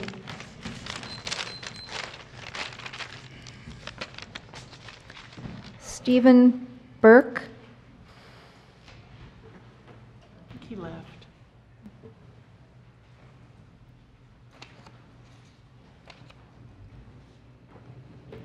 Sharon Cloffer.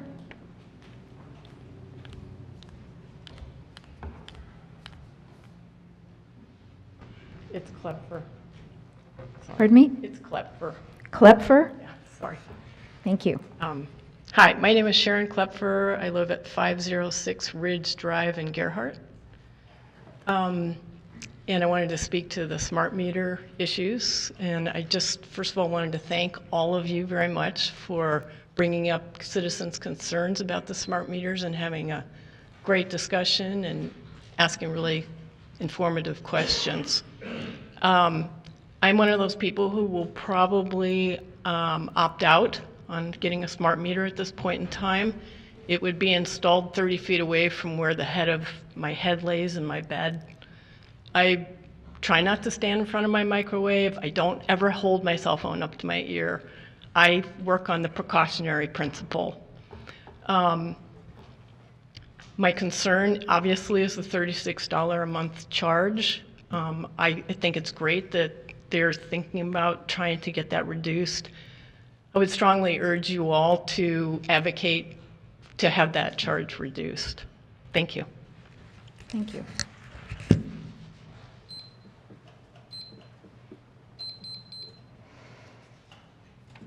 Dan Gaffney.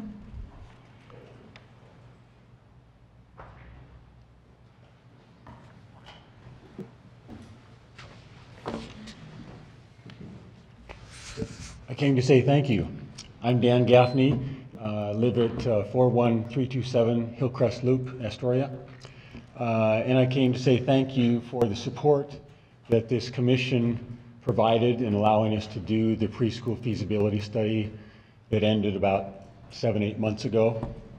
And also give you an update, and that is one of the conclusions that came out of that study was that if we wanted to attract more interest, more funding to be able to expand high-quality preschool, that we needed to expand our leadership. And so what was recommended is that we go to the early learning hub that covers Clatsop, Tillamook, and Columbia counties. We did that, and they said, if you get us some further funding so we can hire some other staff to be able to continue this work, then we're in. Sydney Van Duzen and I were able to work together with Dorothy Spence, the head of the Early Learning Hub, and we received an additional grant of $100,000 from Meyer Memorial Trust. That started in January, runs through for a year. And so now the Early Learning Hub has hired, as of Monday, Amy Lovelace, who has 15 years early childhood education experience working most recently with KinderCare Education, providing support to over 2,000 programs in 38 states. I think it's a great opportunity. The goal at the end of the year is to have at least one more preschool somewhere in those 3 counties that I mentioned, could be more, and identify at least 2 more that are ready maybe a year or more later, funded by locally leveraged funds. So again, we talk always about collaboration and taking down fiefdoms and sharing. Those are kinds of things that are real that we need to pursue. A second key outcome is to increase the diversity of the voices by really reaching out to parents, to employers, to community members, and to educators to get even more information than what we were able to gather during our feasibility study. And then to develop a 5-year plan for strategically increasing preschool opportunities in our area. That's the reason I came, was to say thank you and give you a progress report, let you know that the work that you helped make happen is continuing. So thank you. Thank you. Thanks, Dan. You're welcome.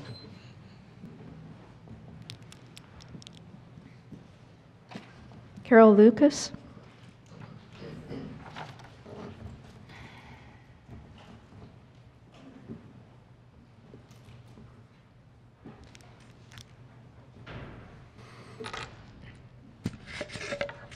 I'm Carol Lucas, 702 3rd Street in Gerhardt, and I'm speaking about the smart meters tonight. I have a lot of concerns about the health issues with this. I've worked as an herbalist for 30 years in Clatsop County, and I know there's a number of people here that are chemically sensitive, that have numerous allergies and such, and love living in Clatsop County because we have the clean ocean air, and we are not in the pollution that most cities have. So this is kind of our little safe haven, myself included. And to bring in this extra pollution from the smart meters is just, is it the cause of chemical sensitivities and these strange allergies? I don't think so, but I think it's an added burden. The same as I think it's an added burden to the gut microbiome and the imbalances people are having with all the gluten sensitivities, cancers. We heard the woman speak about depression and the 18% increase in depression from 2005 to 2015 here in this area. This is the same time span where we're increasing our cell phone uses, our Wi-Fi, our networks, all of this. So I'm real concerned about this. And is there a lot of scientific documentation that proves this at this point? No. But how long did it take before we got the clear proof that tobacco actually caused lung cancer? You know, some things you can kind of put 2 and 2 together. I'd like to see some new smart meters of some type that worked on fiber optics instead of this Wi-Fi stuff. $36 to cost, that's tremendous for a lot of people. That's huge. Even $9 is huge. I've talked to the energy assistance people. They are not going to be able to cover this extra amount. And I'm wondering, now they say this $36 is to cover the cost of the extra people that they're going to send out. So does that mean if everybody in the county opts out, they won't have to send out any extra people? We're already paying for the people that come out. So there shouldn't be any extra cost if we all opt out. That's the way I see it. So the other thing is I talked to a neighbor about this, and they're sending out the flyers in my neighborhood now, and she didn't realize there was even an opt-out option because it's that little tiny print on the bottom of the page. Thank you. That's all I have to say, and thanks for listening. Thank you.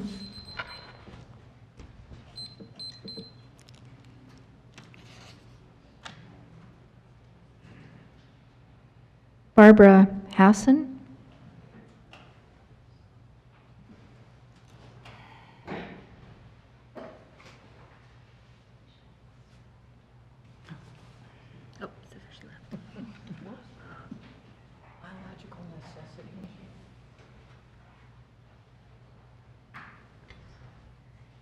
Hi, I'm Barbara Hassan, 2270 Skyline Drive in Seaside. And I hope you don't mind if I read this because I'm very nervous. Okay, so much Don't of be this, nervous. We're friendly. Much of the discussion regarding smart meter installation concerns the exorbitant cost of opting out, an extortive measure to bully patrons into submission. I'm hopeful the board will also deliberate on the ultimate cost of these meters, the human cost. 3 minutes isn't enough time to even scratch the surface of the numerous costly and well-researched human and environmental risks associated with the non-thermal microwave radiation emitted from these meters and the dirty electricity inherent in their operation. Nonetheless, in my brief time available, I'd like to counter Pacific Power's 10th slide, tested and proven technology points, the supposed safety of radiation bombarding us 24/7. Stating smart meters have been installed and used for decades is as meaningless as saying BPA or plastics have been used for decades. These meters were introduced en masse around 2006. As early as 2007, scientists noted a synergistic association between EMF and metals in the body, contributing to the accelerating autism epidemic. The incidence of autism in the U.S. today exceeds 1 in 59, with a 20-fold escalation seen in children exposed to increased levels of non-thermal microwave radiation during fetal development. I've also included research explaining why children absorb more microwave radiation than adults. Pacific Power also asserts that their meters have undergone rigorous testing internally and externally, including UL testing. Not only is there nothing reassuringly quantifiable in the statement, a search of the Underwriter Laboratories website yielded standards regarding electrical function and connectivity, but nowhere could I find exploration or discussion of health or environmental impacts. Pacific Power's RF at levels well below the limits set by the FCC also lacks substance. Why don't they identify these levels? On the higher end, the RF emitted from smart meters can penetrate up to 5 miles with associated collectors strong enough to cover an average of 125 square miles. That's in Texas. So that's how powerful these can be. Pacific Power also omitted mention of the dirty RF that may pulse through each home up to 1,440 times per day. Just this last November, the National Toxicology Program at the U.S. Department of Health and Human Services deemed EMFs a Class 1 carcinogen. And the statement of RF being much lower than other common household items, not only is this a vacuous statement, but it completely ignores the aggregate consequences of that increased RF insult. An attached study documented a 100,000-fold increase in a home's frequency density following the installation of a wireless smart meter. You've got those charts in that research. We have to stop evaluating each new technological addition in a vacuum. The effects of microwave and other electrical emissions are cumulative. Finally, it would not fit Pacific Power's agenda to mention that Virginia has now become the 4th state to reject installation of smart meters. I am hopeful that Clatsop County and all of Oregon will scrutinize the installation of these meters from a humanist rather than a corporate perspective. Thank you very much. Thank you.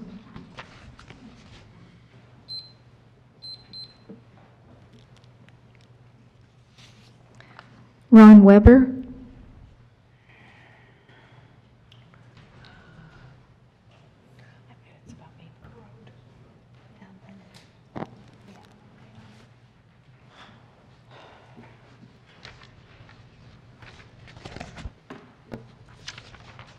Hello. Ron Weber, 42415 Evergreen Acres Lane, Seaside, Oregon. This is an update on the property at 82483 Maple Road. And you probably all know, Sunday, February 17th, 5 cars were towed away from that location. Kudos for you guys, thank you. 2 days later,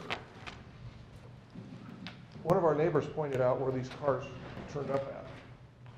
This was 8 houses away, down the road, across from her.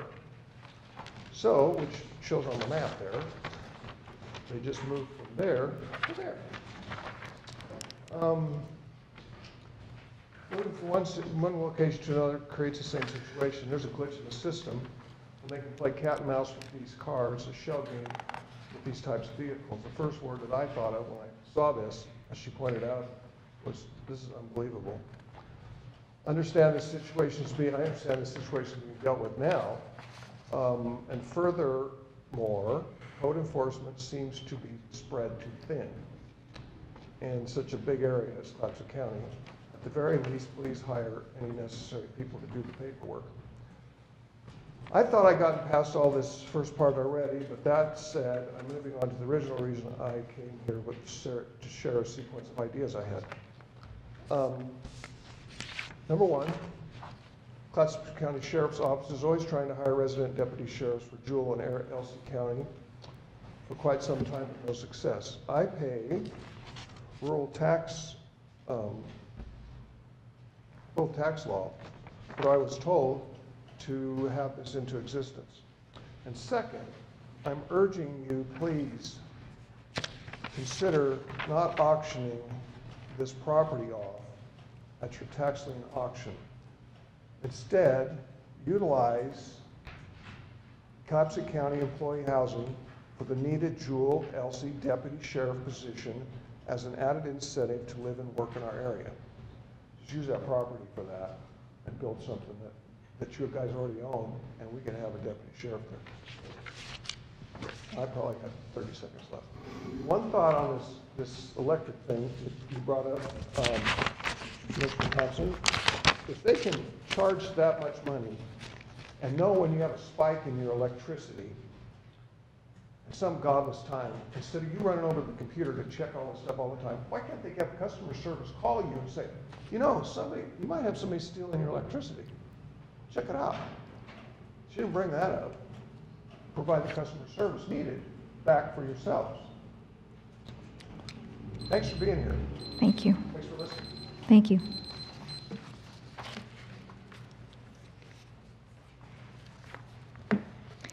Rick Bowers.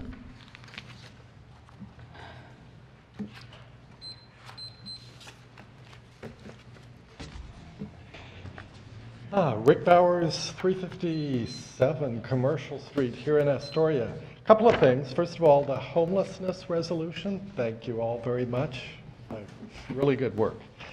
And the second one is, you may have seen in yesterday's Astorian the Drop-In Day Center article, and there was a lot of talk about Astoria, Astoria, Astoria.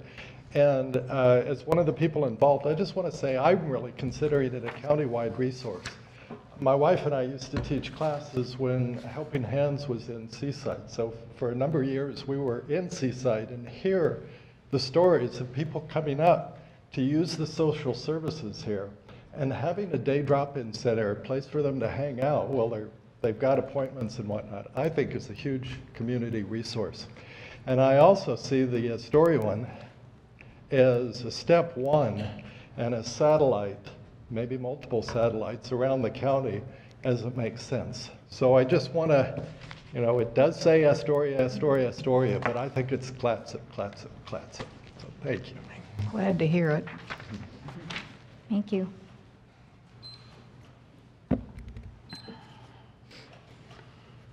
Christopher Padden.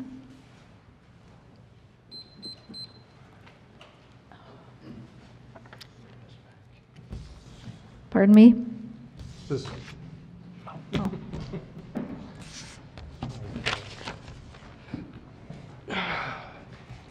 For the record, my name is Christopher Padden. I reside at 91868 Youngs River Road.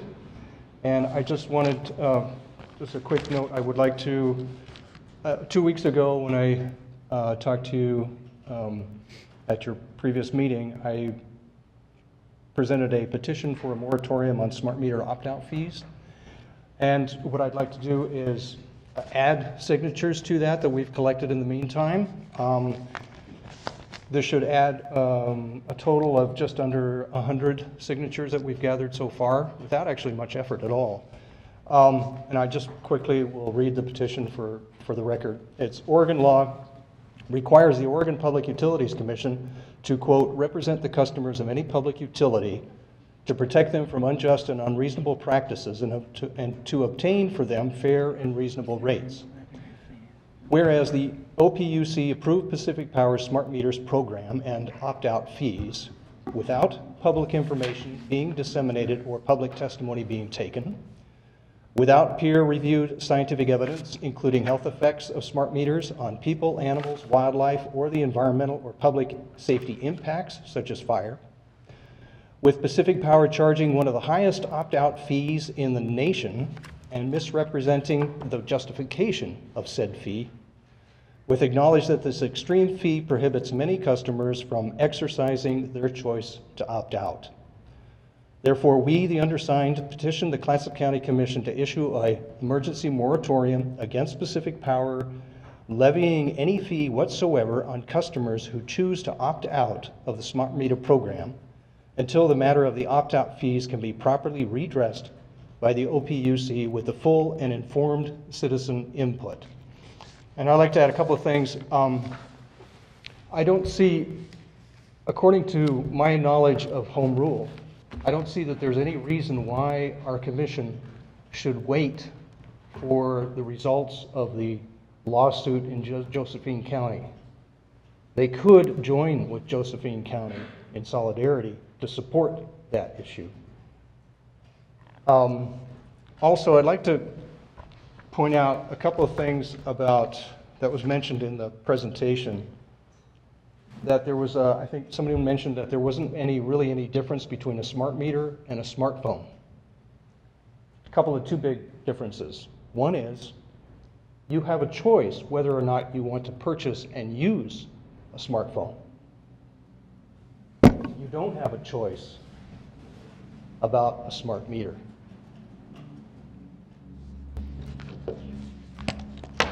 That's it. Thank you for your time. Thank you. Thank you, Mr. Padden.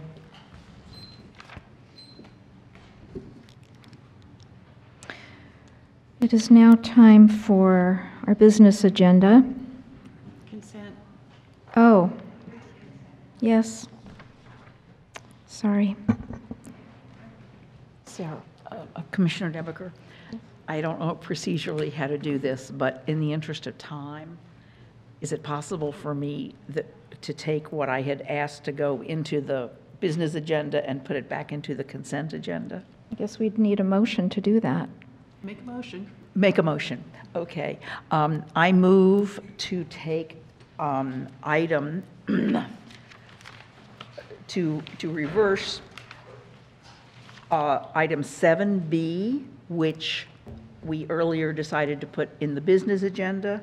I would like to move that we put it back into the consent agenda. Do we have a second? Second. All those in favor? Aye. Aye. Any against? As we continue doing the motions, I think we will have a roll call vote for the regular motions under our business agenda. Madam Chair, you need to go back and approve the consent agenda Yes. since you've added to it. Yes, thank you. So we need a motion to approve the consent calendar. So move. Second. All those in favor? Aye. Any against? Okay.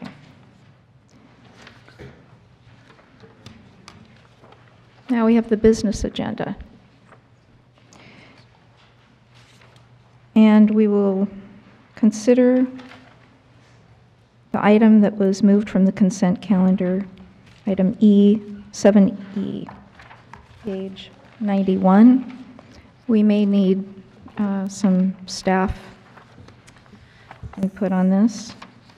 Sure. So this is a budget adjustment for a few different things. One of them is a budget adjustment to the county commissioner's budget for travel expenses that were unanticipated associated with county college, as well as the parliamentarian contract.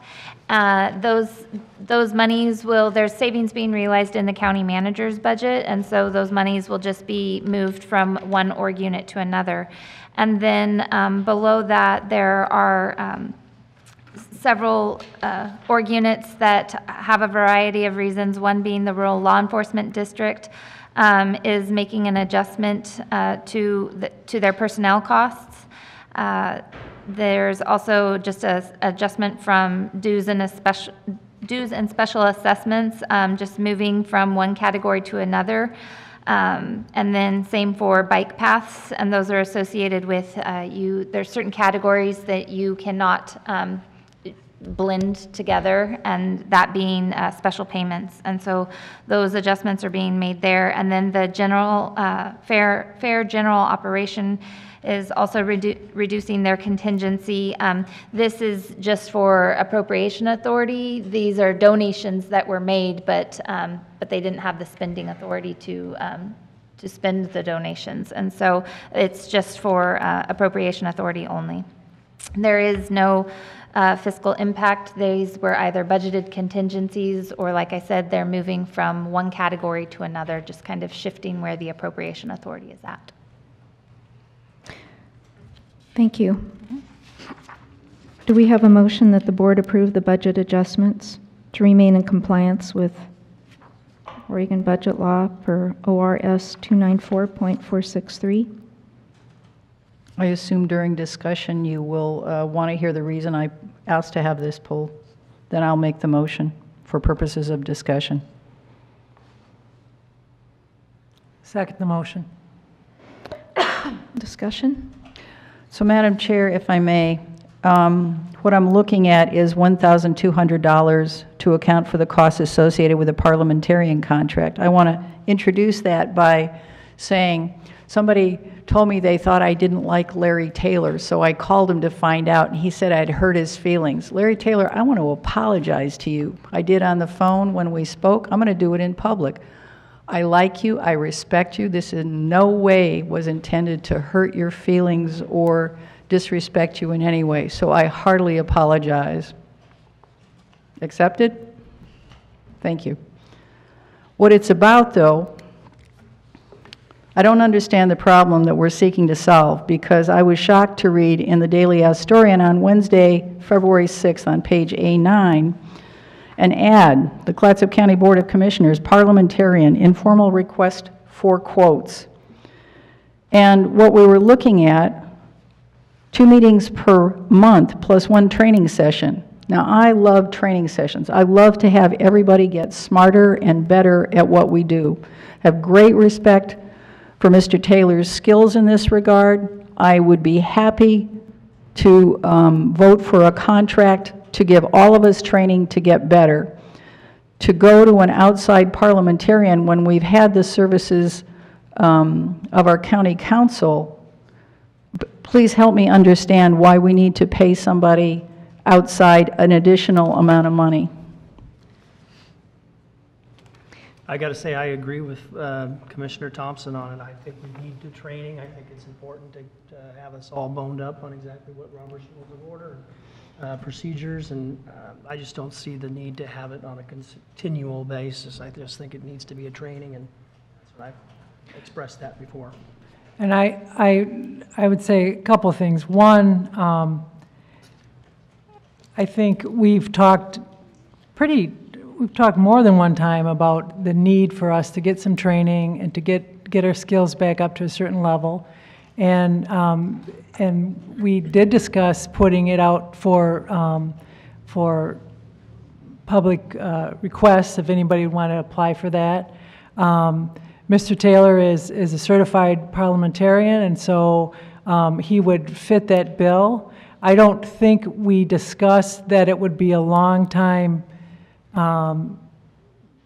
contract. I think we were going to start with training and see how that goes.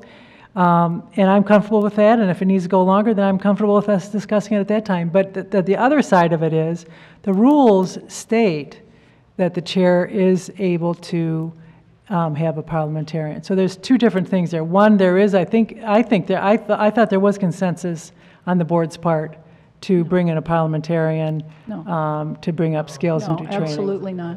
Absolutely not. And if I could say, the board rules specify the chair can appoint a parliamentarian. That's not an issue. The issue is, should the county taxpayers have to pay for a parliamentarian in addition to county council's fees, which we're already paying?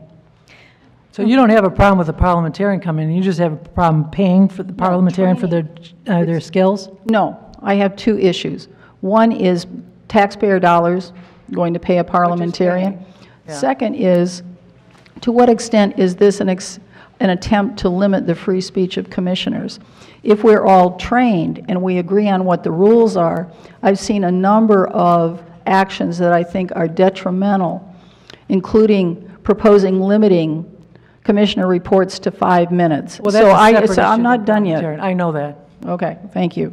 So I think it's really important that we as commissioners deliberate, that we raise issues, that we consider alternatives, and anything that limits our capacity to be effective representatives of the people who elected us, or the people who didn't elect us, but everybody, that's our job.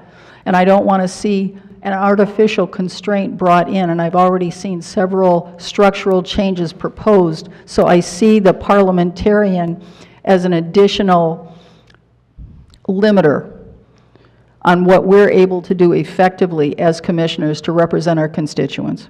I don't think anybody would disagree with that we do have a right to represent and have free speech. I don't think that's a problem at all.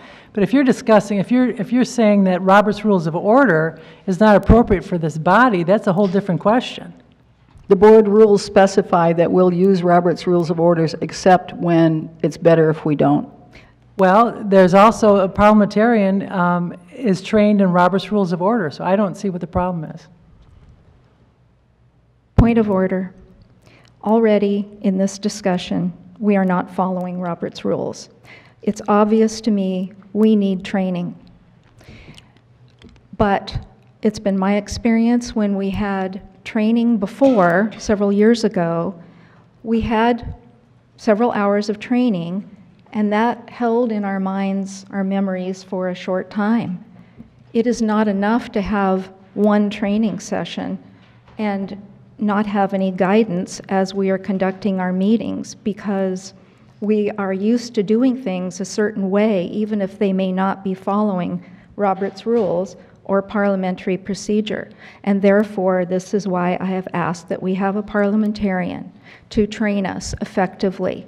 It doesn't have to be forever, but it will help us to follow what we have already adopted on our rules of Robert's Rules. We will become more proficient, and we will be a good example of parliamentary procedure. So, question for staff. I only have reservations about one segment, which is item 1. And it's only a portion of that. It's the $1,200 amount. I'm not sure how to articulate. I'm happy to vote for everything else but that $1,200.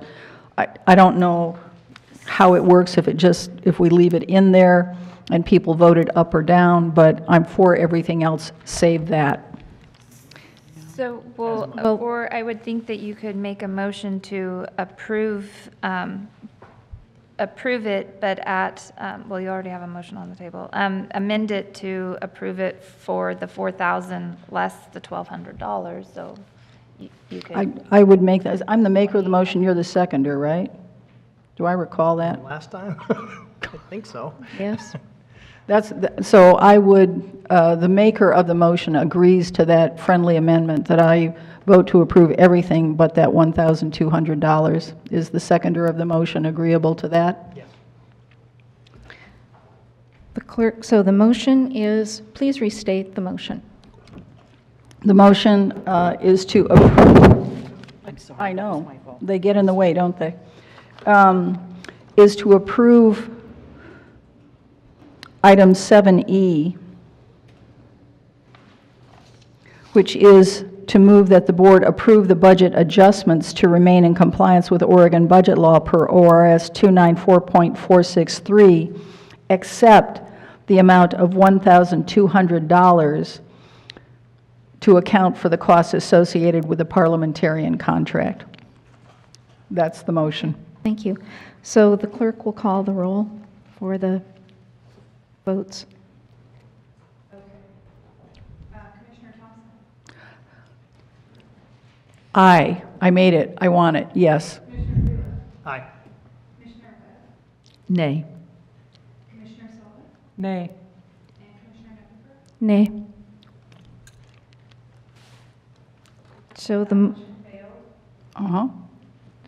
motion fails. So can we? What about the original motion? now Yeah, you vote on the original motion. so now we go back to the original motion. I thought we agreed to amend the original motion, so somebody needs to. have to make another motion. You have to make another Right. motion. That's right. Uh-huh. See, some of us do know Robert's rules. Madam Chair, I'd like to ask a question. Of staff? No, of what we're talking about here. So is that under the organization and unit fund, $4,000, that is to cover the parliamentarian? And then what's the 1,200? 1,200? That's the part. That's voluntary. The rest of it is other commissioner expenses, mostly related to county college. Oh, I see, okay, all right. So do we have a motion to, Let me see here, I was just there. that the board approve the budget adjustments to remain in compliance with Oregon budget law per ORS .294.463? Right, That's it. okay. So you said it, but you're the chair, so I need to say it, right? Yes. Okay. I just want to make sure we were on the Thank right you. motion. I move that the board approve the budget adjustments to remain in compliance with Oregon budget law per ORS 294.463. Do we have a second? I second. It is moved and seconded that the board approve the budget adjustments to remain in compliance with Oregon budget law per ORS 294.463. Is there any further discussion? Call the question. So it's my understanding that we now vote on that. The question, when you call the question, that means vote on that ending, separately? ending discussion. I withdraw my call. All right. So the pending question is, shall we adopt the main motion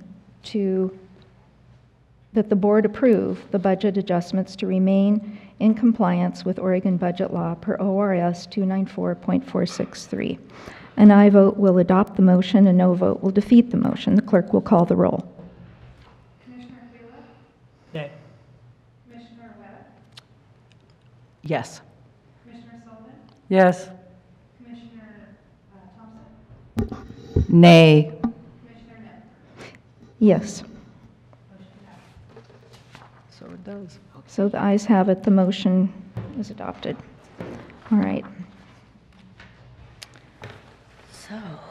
Now, we move on to item B on the business agenda, notice of county land sale, to set the minimum bids and proceed with auction. And we will have the staff. Welcome, thank you. Thank you. Chair Neppiker and members of the board, I come to you generally once a year in the spring to set minimum bid and auction date for our surplus property land auctions.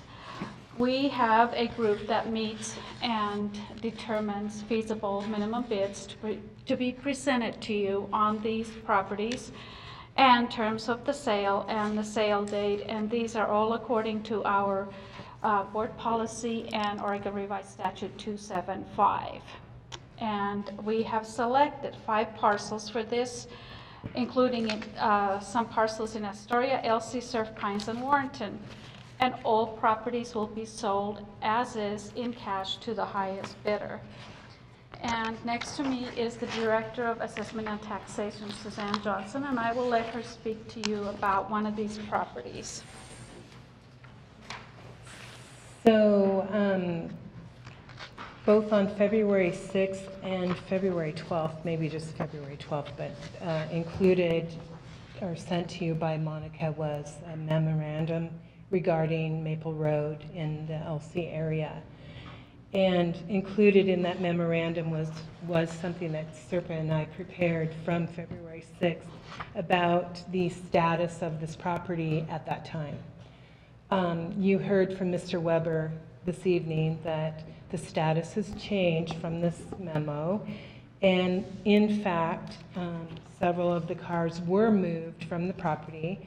They were moved by the owner of the cars to their own property, 8 houses down or whatever he testified. which is not the best case scenario. It isn't exactly what we had in our mind when we were found out that the cars had moved. We were hoping that they had moved to be disposed of or something in that order.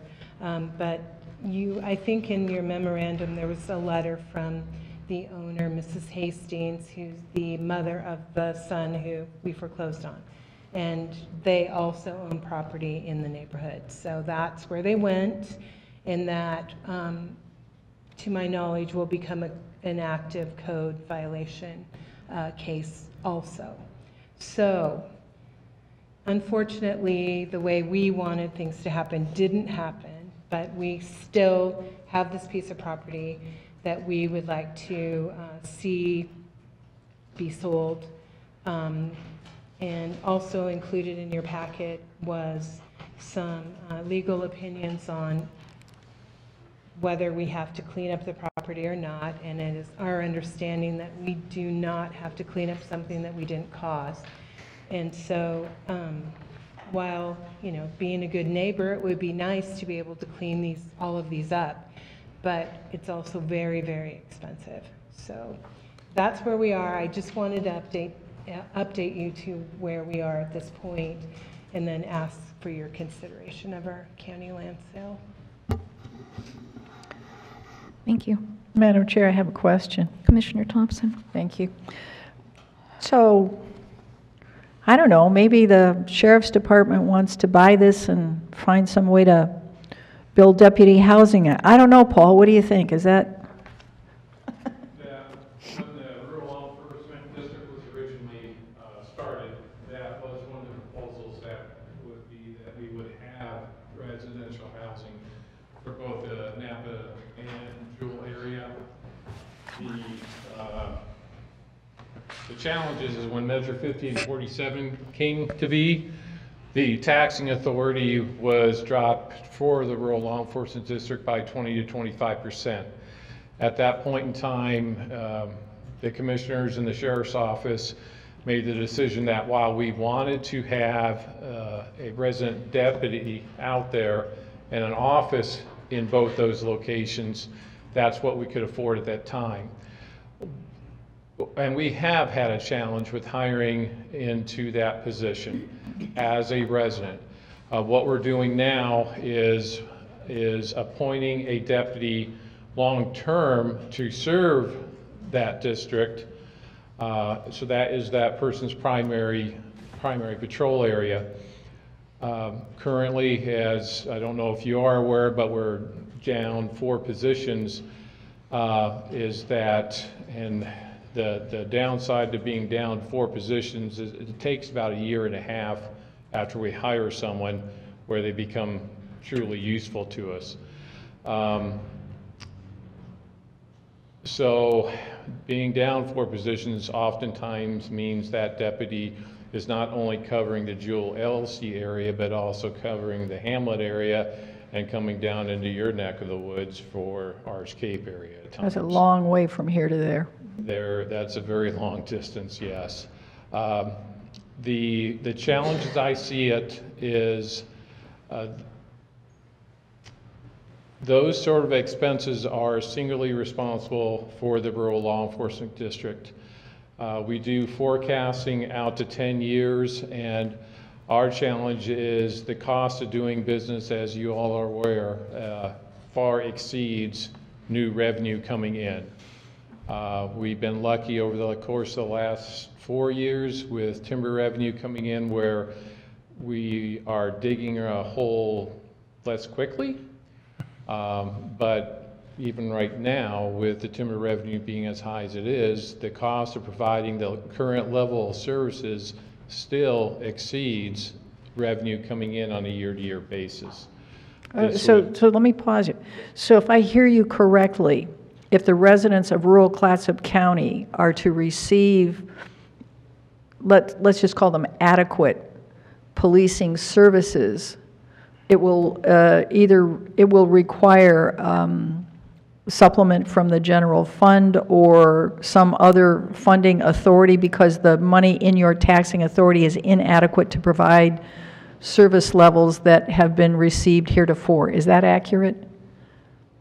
in due time. Now, of course, the challenge, well, it's not a challenge, it's a good challenge in the sense that over the course of the last 10 years, in 2008, we were facing some pretty significant challenges. In that time, we had built up a reserve from the beginning of the district. So we do have a cushion. That cushion is there for when we have bad timber years, which we went through 4 years of that, so that we would not have to cut staffing during that time period. That's why we guard that pretty strenuously, because we all have experienced what happens with timber revenue. And if we go through a spate of 3 or 4 years, we were spending down that bank at $500,000–600,000 a year to maintain the service levels that we currently have. I'm not saying that we'd be opposed to the idea. At one point, it was a good idea, but that just adds additional financial pressure to the district itself. We're not only talking about building, but then we have to maintain, and then we have to pay for, you know, everything that comes along with owning a house. But it's something that we can certainly explore, and we'll take that in. The other risk that we have is this is a unionized workforce. Is Jewel gets their resident deputy housing, and I could see the next argument being, well, the 2 residents out in Napa want their house paid for by the county too, and that would be, from a labor management standpoint, a challenging argument to argue against. I was about to send Mr. Weber to speak with you, but you've dissuaded me with that last comment. Oh, I'll be happy to talk to Mr. Weber. Thank you. No problem at all with that. 2 fine people. I'm sure you'll have great conversations, but I understand. Thank you for that budget message as well. Thank you for indulging my. Thank you, Commissioner.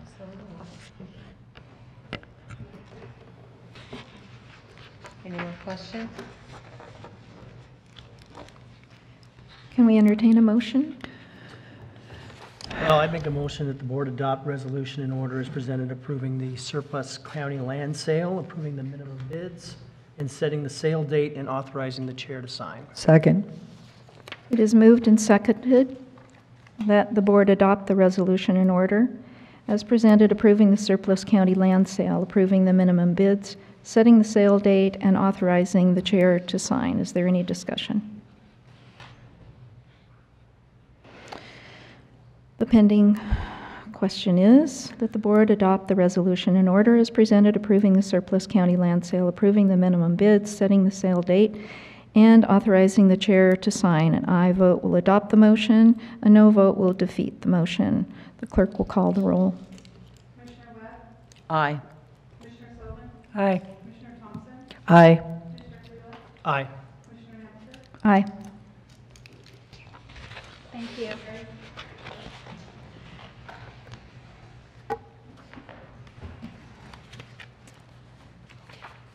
Moving on to item C, request for proposal for developmental disability services. Mike McNichol.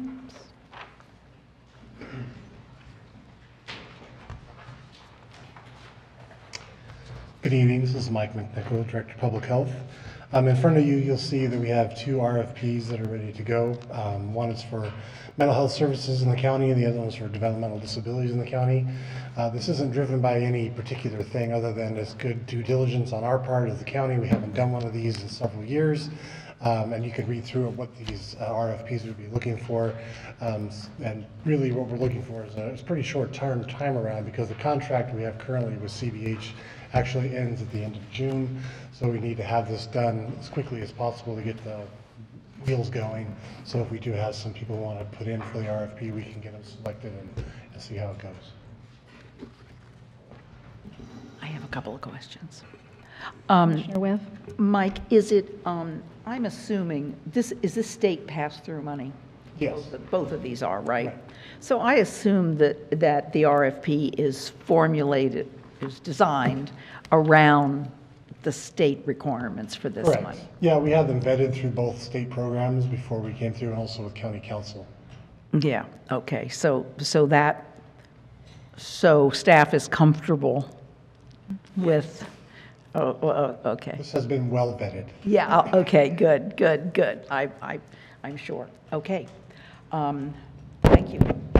Would you care to make a motion? Sure, I'd love to make, do I have to make 2 separate motions for each RFP? Yes. Okay. I move that the board release the developmental disability RFP for public notice. Second. It is moved and seconded that the board release the developmental disability RFP for public notice. Is there any discussion? The clerk will call the roll. An aye vote will adopt the motion, a no vote will defeat the motion. The clerk will call the roll. Commissioner Sullivan? Aye. Commissioner Thompson? Aye. Commissioner Phillips? Aye. Commissioner West? Aye. Commissioner Hempstead? Aye. Okay. Thank you. You got one more. One more? One more. Another one. I thought you did both. You Sorry. better want 2 of these. A little punchy there, sorry. So do we need to hear about this, or can I just make the motion? What's your pleasure, Madam Chair? I think that would be fine. I move that the board release the Behavioral Health Services RFP for public notice. Second. It is moved and seconded that the board release the Behavioral Health Services RFP for public notice. Is there any discussion? Seeing no discussion, the clerk will call the roll. Commissioner Thompson? Aye. Aye. Commissioner West? Aye. Commissioner Sullivan? Aye. Aye. Thank you. Now I will say thank you and goodbye. How about that? Now it's time for commissioners' reports. We'll start with, at this end, with Commissioner Sullivan. Thank you. I guess I would like to respond to what we heard tonight. The thought that's gone through my head today is I just finished up an old book, but it was called The Pillars, Pillars of the Earth? Is that the? And it's a story about building the great cathedrals, and it's also a story of between the struggle between the royalty, the king, and the church, and who would have the most power. And so what I was, as I've been thinking about the issues about smart meters, the analogy in my mind is our modern society seems to be struggling between who has the most power over the population, major businesses or government. So it just, to me, it's just an interesting parallel to see how that will work out. I don't know. And then I also wanted to respond to one of the public comments. Last week I was in Salem, and there's a public hearing going on the cap and trade bill. And this is a very complicated bill. When I was last year, they had down in the Coastal Caucus, which I attended, they had a like a panel discussion about it. It's very complicated. I am not an expert on it. It involves, if you produce this much carbon, then this happens. If you are doing this, then we will give you an exemption for this much carbon. I don't know all the specifics of it, but I know that it's in process of going around the state now, getting people's input on that, and working out all the different formulas. So it is not it's not a done deal yet. The people that were there testifying, like Mr. Bill Kerr, he was there, giving a similar presentation, talking about the contributions of the Wana Mill, which I don't think anybody would dispute. It's a major employer here. It's very important to our area. It's very important to my district. would never, I would never say that we should shut this mill down. That's not, and I'm sad that he misunderstood that. I spoke for about, I don't know, maybe 45 seconds to however long it takes to say, I am Kathleen Sullivan, I'm a Clatsop County Commissioner, I'm here speaking only on my own individual self, I'm not speaking for my board, but I wanted to say that I'm glad that the state of Oregon is seriously considering what to do about climate change. And so I believe I said, I support this bill, and I know that professionally you will work out whatever you need to work out on this. And that's the extent of what I'm saying. I think as a coastal county, we need to be aware of what it's already costing us and what it will cost us, and how will we work towards mitigating climate change. We've already seen problems with oysters. We've already seen problems with crabs, the crabbing season being delayed, salmon and steelhead, and the fact that we're on a coastal. I mean, that when they're talking about the polar ice caps melting, I mean, this is a reality here, and so I'm glad that the state of Oregon is looking at it now. What they'll do about it, how this bill will finally come about, or who will be affected one way or the other, I don't know. I don't know. But I think that we need to be looking at it as a state, and I think we need to look at it as a county. And so I guess I could reach out to Mr. Kerr and let him know that I in no way suggested that we close the Wana Mill.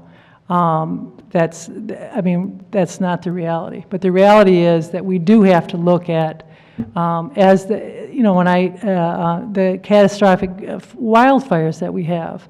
Every meeting that I've gone to when they've talked about that, they expect this to be the new norm.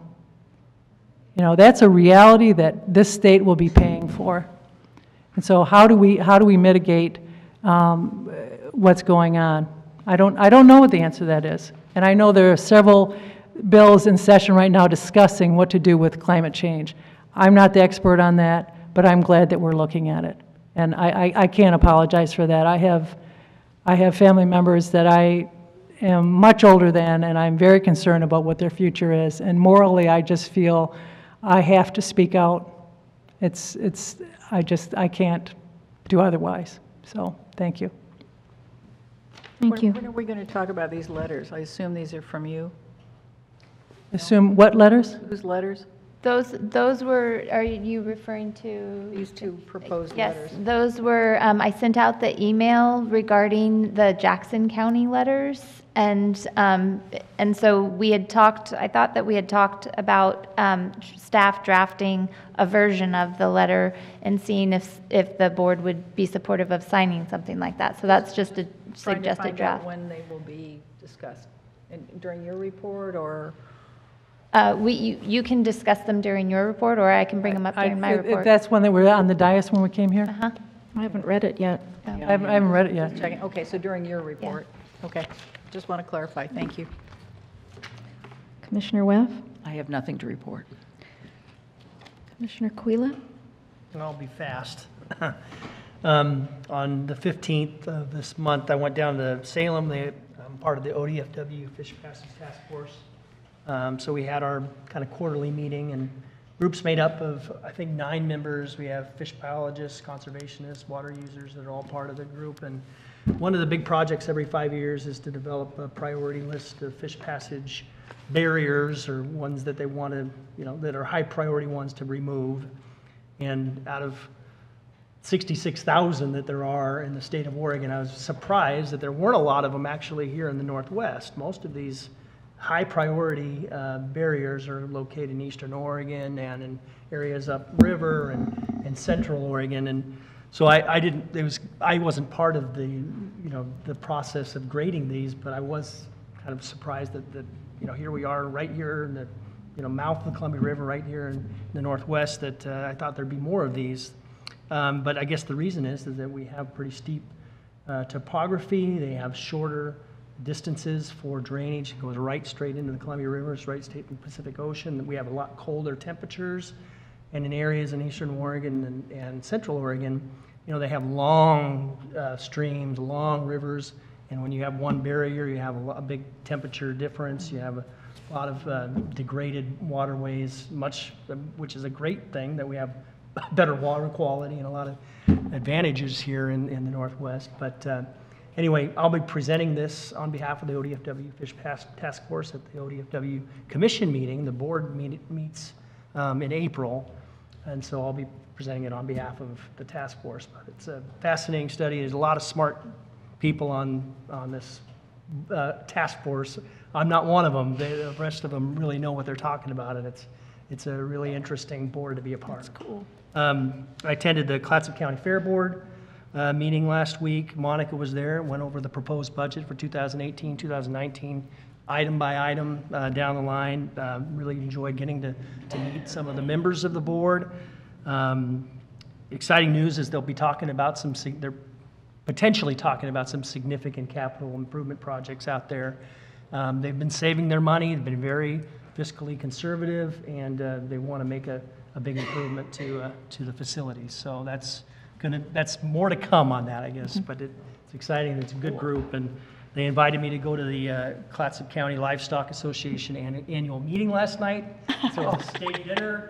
I couldn't pass that up. It was great, and it was a lot of fun. So last thing I wanted to say, the chamber, we've got the Unwind event this weekend. I don't know if anybody's signed up for that, but it's a really fun event. You get to taste all the award-winning wines from the Crab and Seafood Festival. They have, you know, the professional judges come in during the day on Saturday and do the judging, and then at night we open it up and everybody comes and gets 10 tastes of whatever wine that they want to sample, and it's got great food and entertainment and live music. So if you haven't signed up and you want to, if you like wine, I would suggest doing it. It's you can sign up at oldoregon.com. It's this Saturday at 5:30. That's all I got. Thank you, Commissioner. So I'm supposed to follow wine and crab and steak. And, man, you're just a hard act to follow. Okay, let me just say,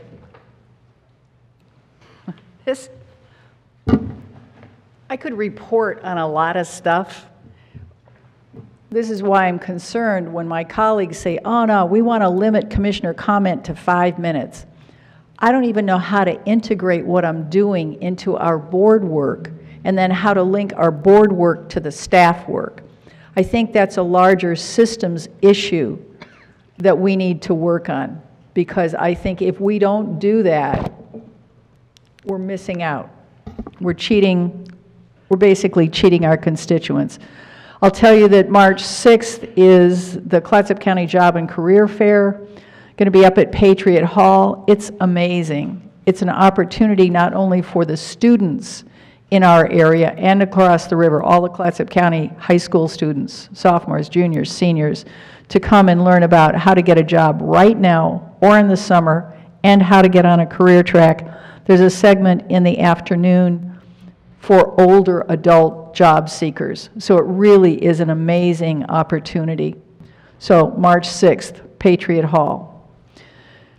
Friday, I'm headed back to the Housing Stability Council, and I met what I said to Amy about the fact that this is a place where the money comes into the dispersion process. This is our link to how to get money to our local community. That's why I go to those things. In terms of carbon, House Bill 2020, cap and trade, I've been working on that at AOC. Commissioner Sullivan, I think you asked me why I didn't talk about AOC and the road fund and all of that. How do I fit everything I know into the time and the attention span of my colleagues? I don't know how to do that. You know, I will talk to you as long as you want to talk about anything I'm doing, because I love it. It's a chance to do good and be good and to tell others do good and be good. So I've got a list of I made a list of my liaison assignments and your liaison assignments. Some of you are picking up what I've done. I'm happy to help you have the benefit of my experience. I hope I've prepared the way so that you can go and be even more successful than I was, because that's my greatest joy. I want to support the chair in your excellence and in your functioning. I'll do everything I can to help you chair well. I have concerns if I think you're trying to cut off my free speech, because I've had people try and control my speech and I don't like it a lick. So pardon me if I do you an injustice on that.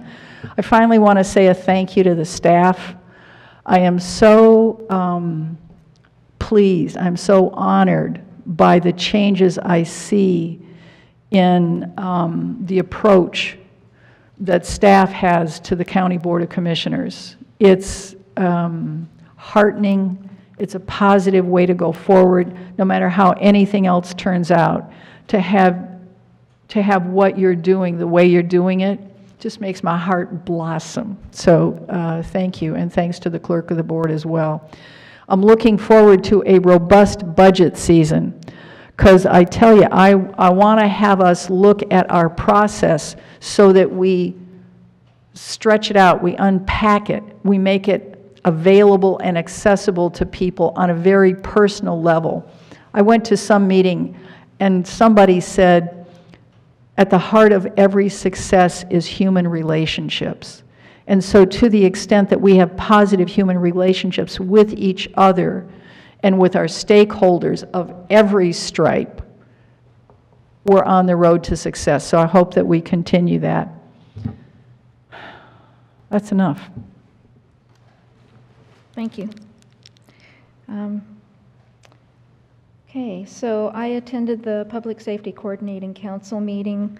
They had a progress report on the Justice Reinvestment Grant for the prior 6 months, and the results showed a reduction in the use of jail beds with pretrial offenders. That's very important. On average, that's a reduction of 10 beds, so now we are not over the 60-bed capacity as the jail was prior. This is due to text reminders, contacts with the deputy sheriff who helps the pretrial offenders understand the benefits of showing up, and also when appropriate, sorry, I lost my place. Understand the benefits of showing up, and also, when appropriate, connecting with Clatsop Behavioral Health.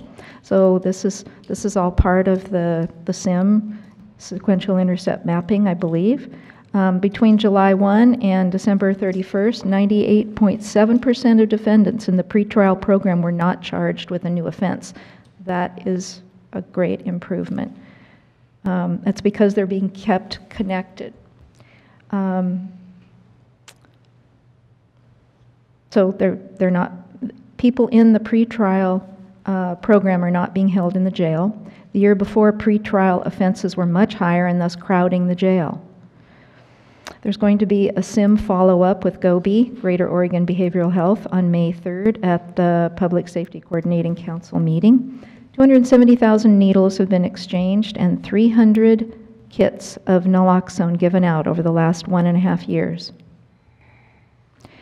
During that exchange and handouts, relationships and trusts are built with the hope that greater possibility will lead to treatment. Statewide rent control is before the legislature. This could have a positive but also a negative effect. Oh, it did? Well, I've heard that it's not as bad as it could have been, if that's any Damned with faint praise.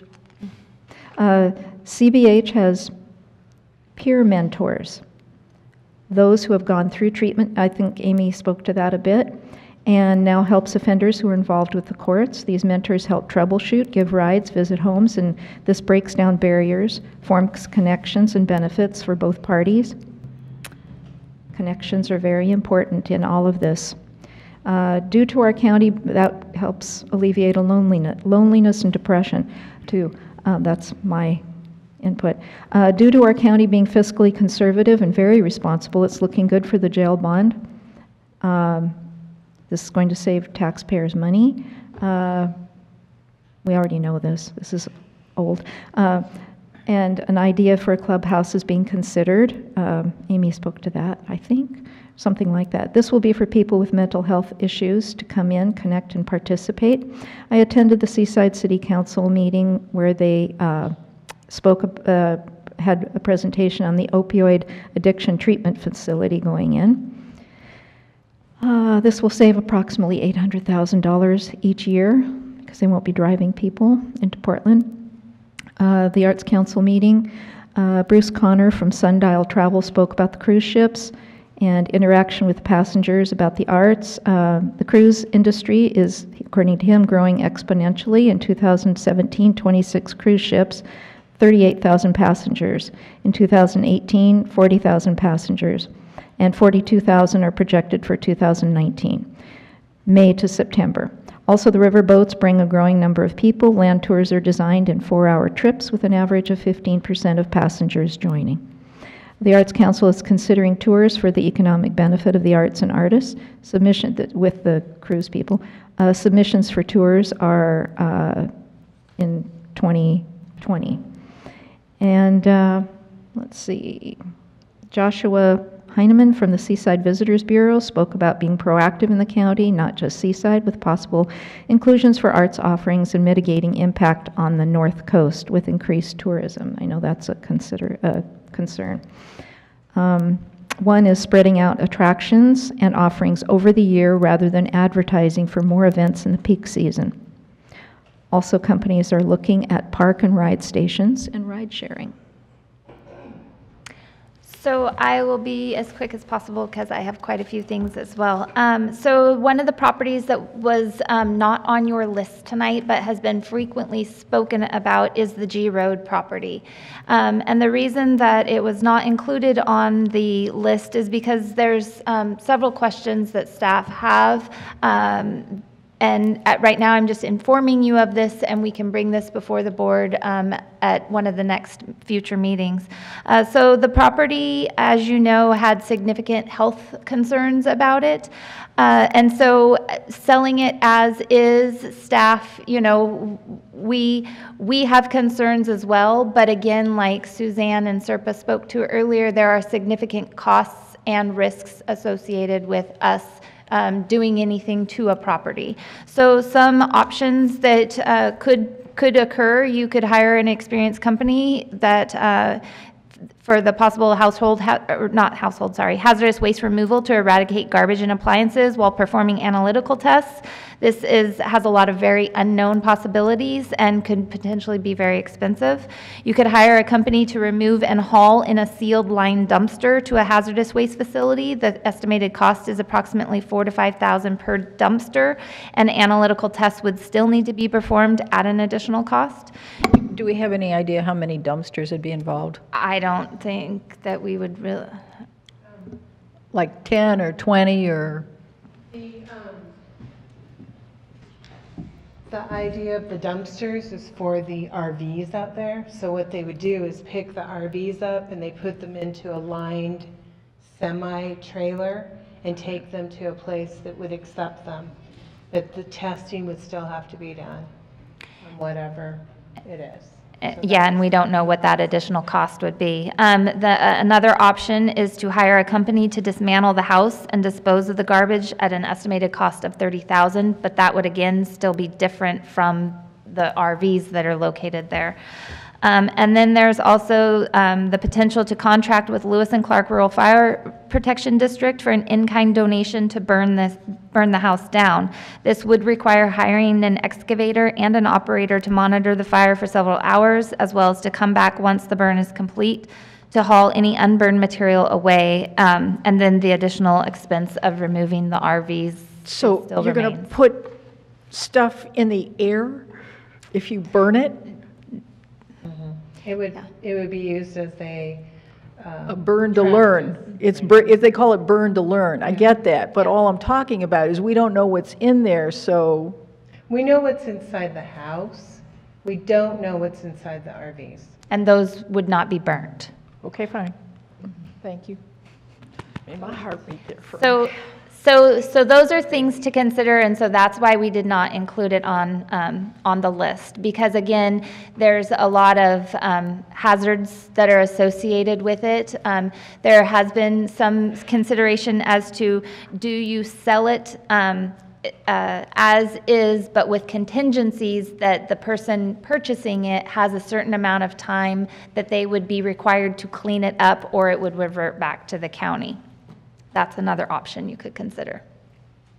So I just wanted to make you guys all aware of this.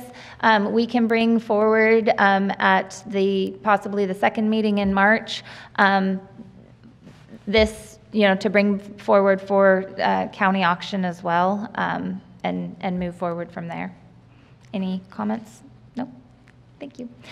So the rest of the stuff really quick, the letter that is on your dais, that was something I emailed out Jackson County's version. There were two versions, one that went to Governor Brown and Chair Decker of the PUC, and then one that just went to Chair Decker. And that was pertaining to Jackson County. And so staff and I worked up a version that is more just because we haven't had those conversations with the PUC, so we removed that information and just kind of followed up these letters with the information that we've heard from the concerned citizens. And County Council did say that if you did choose to sign these letters and send it off, we could possibly include Mr. Padden's petition in there as well. Mm-hmm. Good. What's his addition? One is to the PUC and one is to the governor. No, one is to both. Yeah, one is to both, and then one is just to the PUC. Okay. So, and I'm sorry, I'm not clear about the. Mr. Padden, when he was doing his business from the public, he mentioned a petition, and so that he's had signatures, almost 100 signatures, so that's something that we could include in with the letter.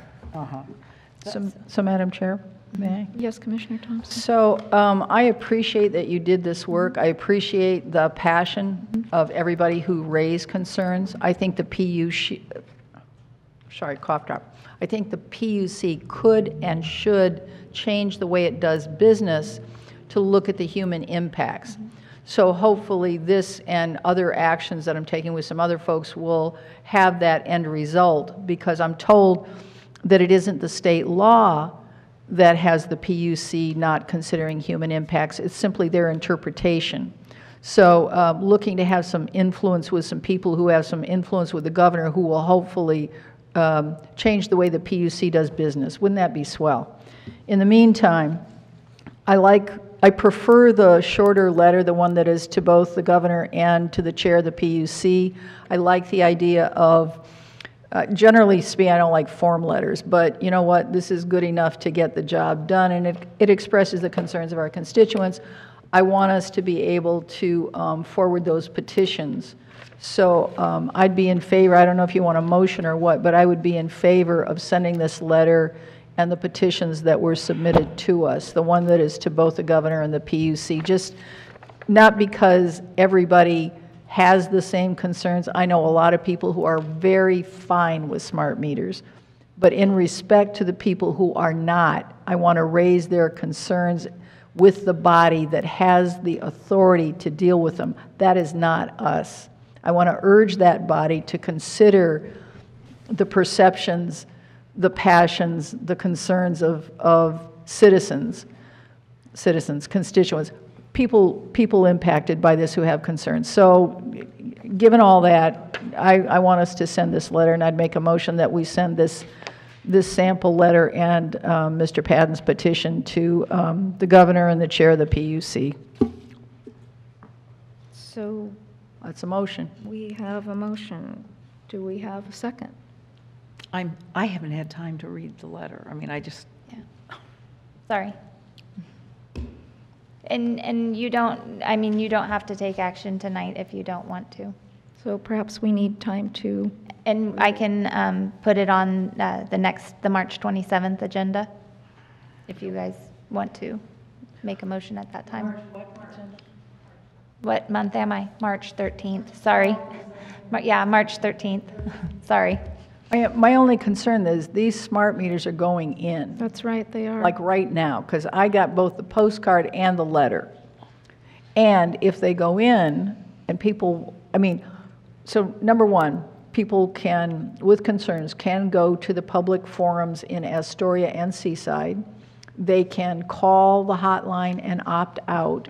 If they fail to do that, they're looking at, I think it's $169. That's a lot of money. Should we take a moment to read the letter? Sure. Why don't you do that? Just the one? Is it, well, Madam Chair, could I add one piece of information that I haven't heard anybody bring up? It's a timing thing for you all. The PUC is having a special public meeting on March 8th to consider this special program that Pacific Power has put forth, and to further consider the costs that are being put out there. So should you be up at the witness stand? I'm sorry. Oh, is this, I I'm don't sorry, what think- is this? I don't think, No offense, but. Well, it's just. perhaps you could address to the county manager what you are concerned about? Thank you. Okay, so is it this letter? Is this the No. one? It's the one to both of them. Both of them, the shorter one. The other one. Here, take a look. Yeah, thank you. You're welcome. It's buried. I don't see it.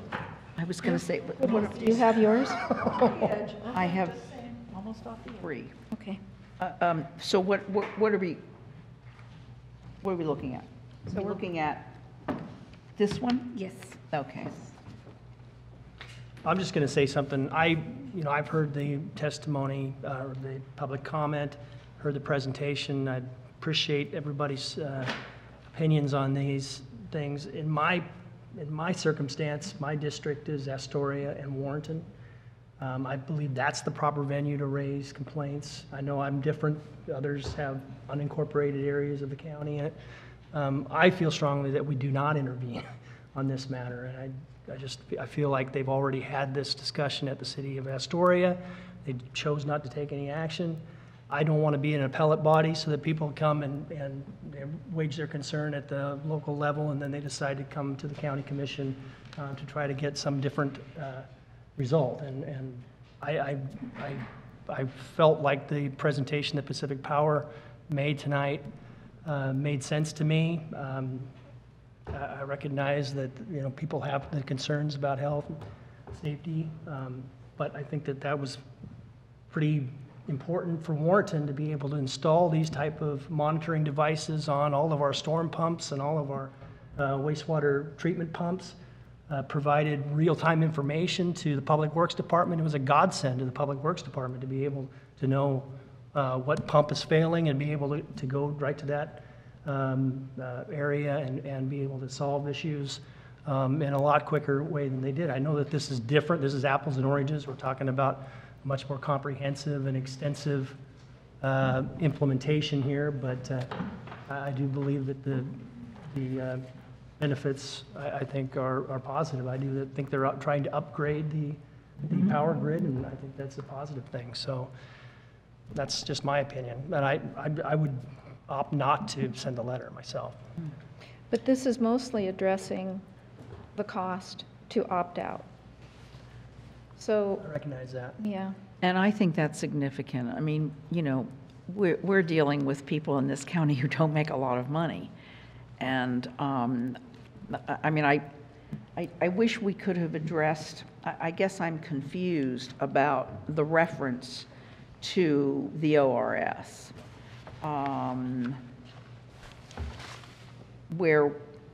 So are we calling into question the process that the PUC basically went through without enough consideration? Do we know that? I mean, do we know that do we know in what manner the PUC processed this? I cannot speak to that, no. My biggest concern is the opt-out Representative Mitchell points out, and Elisa Dunlap pointed out, that it is in fact illegal for the PUC to allow a rate that punishes one person for another person's choice. And so that's the key issue that's driving the $36 a month. On the other hand, people have raised, are there alternatives to that? Are there options available? I've read my own meter. I know how to do that. So I know it can be done. It may not be done by this particular utility company, but I've read my own meter on occasion. So it can be done differently. It's a funny business because the PUC has the legal authority to regulate the safety and cost Et cetera, et cetera. I mean, there are three things which I now can't remember. But the PUC has the authority. This is encouraging them to look at other options, including the human dimension, which an investor-owned utility is more focused on their business model and may not be doing. And so that is the reason I would think about sending a letter, because it's a cost issue, and to encourage the PUC to encourage the utility company to look at the cost impact and look for alternatives, which they wouldn't necessarily do on their own. Now, the health stuff, I mean, whatever. If people can opt out, fine. They've got a choice. That's what Christopher said. They've got a choice. Great. But the pricing makes it really unavailable as a choice. That's right. And so that's my concern. I like people to have a choice. I think it's an upgrade. I'm going to have one at my house. I'm okay with it. I respect that other people have a different idea. I don't want to price them out of a choice. I think Representative Tiffany Mitchell's letter is a good one, and that she does put some thought into this, and she also is in support of smart meters. Yeah, yeah. Is Representative Mitchell's letter going, is that intended to go to our citizens or to the governor or the PUC? She sent it. To whom it may concern. It's a to whom it may concern. If we send Representative Mitchell's letter to the PUC along with Christopher, I mean, I don't know what to do. I want to give people who feel disenfranchised by a pricing system the option to follow their personal beliefs. And so, again, for me, it's the pricing issue and what will help the PUC have the utility look at effective pricing options that give people a real choice. Well, and the other message that I'd like to honor from all of the public comments that we've gotten is the idea that we don't, this whole issue of a moratorium, I mean, Heather and I had a long talk about this. We're not even sure we have the authority to do that. And so if there's a way to say to our citizens, we heard you, we listened, we want to dispute the opt-out cost, but there's not much else we can do. So this brings us back, did we have a motion to? I made a motion, there was no second. Okay. So the motion dies because there's no second. May I ask a question? We went into discussion before. I think Pam might have. Because we didn't know what else to do. Did you second it? Did you second? Oh, sure I did. Yeah. You did second it? No, I don't know. don't think so. I'm lost. Clearly I am too. May I ask a question? We need training. No. May I ask a question? Yes, Commissioner Sullivan.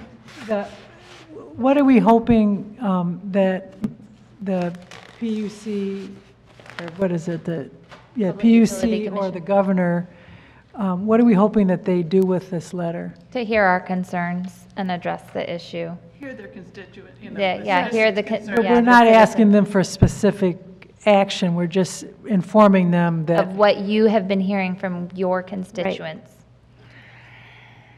I don't know that I care about presenting scientific issues. For me, it's a matter of pricing options that really allow people who have objections to opt out. And I would be happy to have a letter that says, here are petitions from people in our county that want a choice, that want to allow a choice and feel the financial burden doesn't allow that. Yeah, I mean, would you be comfortable with that?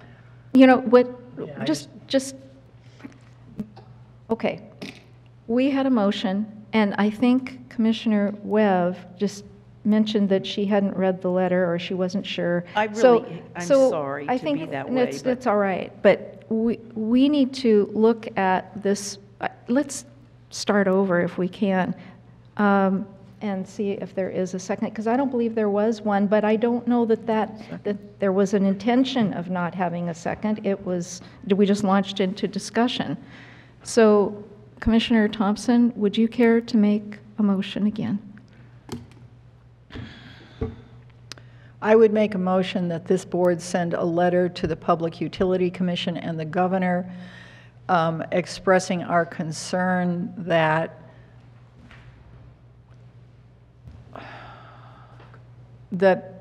people, come on.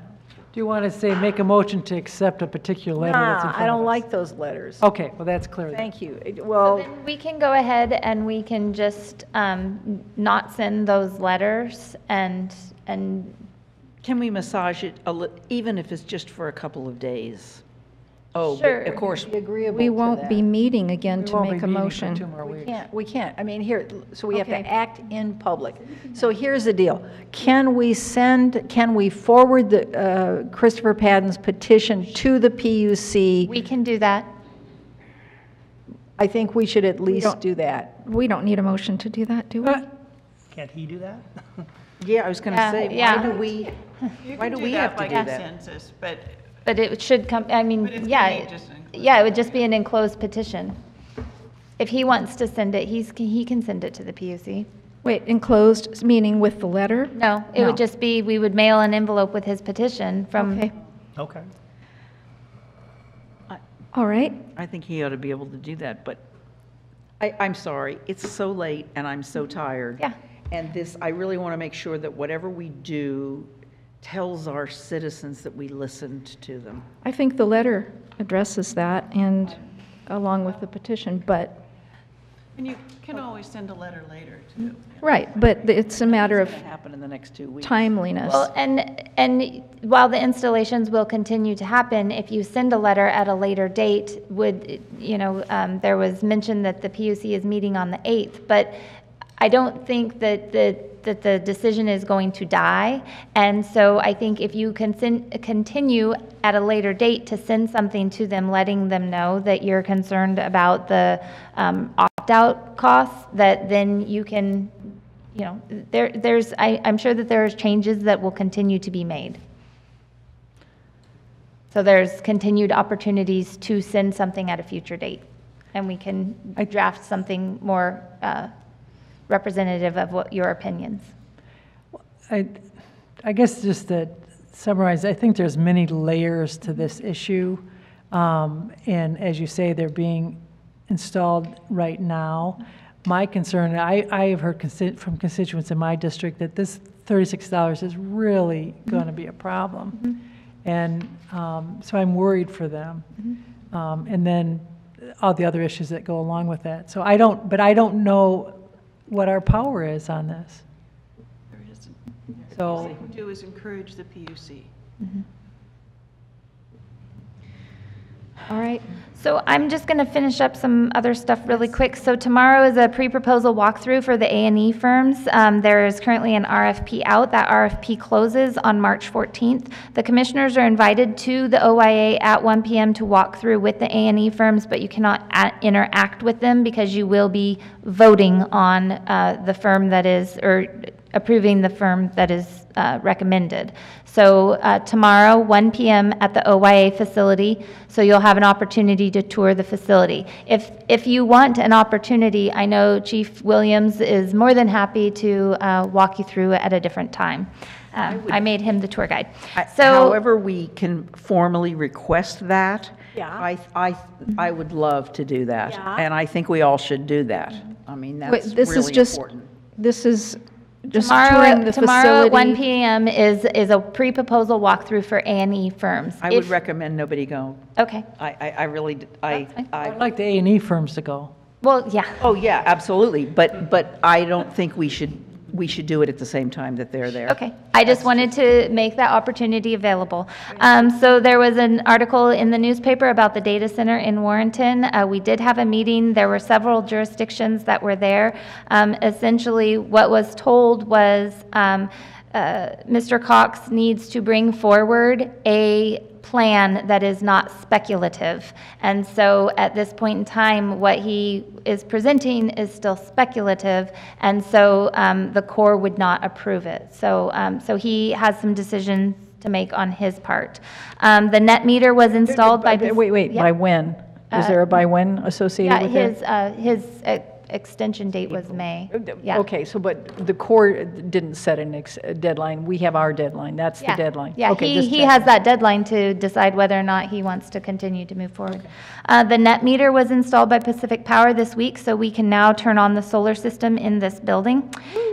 Board goals setting session has been scheduled for March 15th, and so if you haven't turned in your goals to Teresa, if you could please get those to her as soon as possible. I can send some more. And what's that?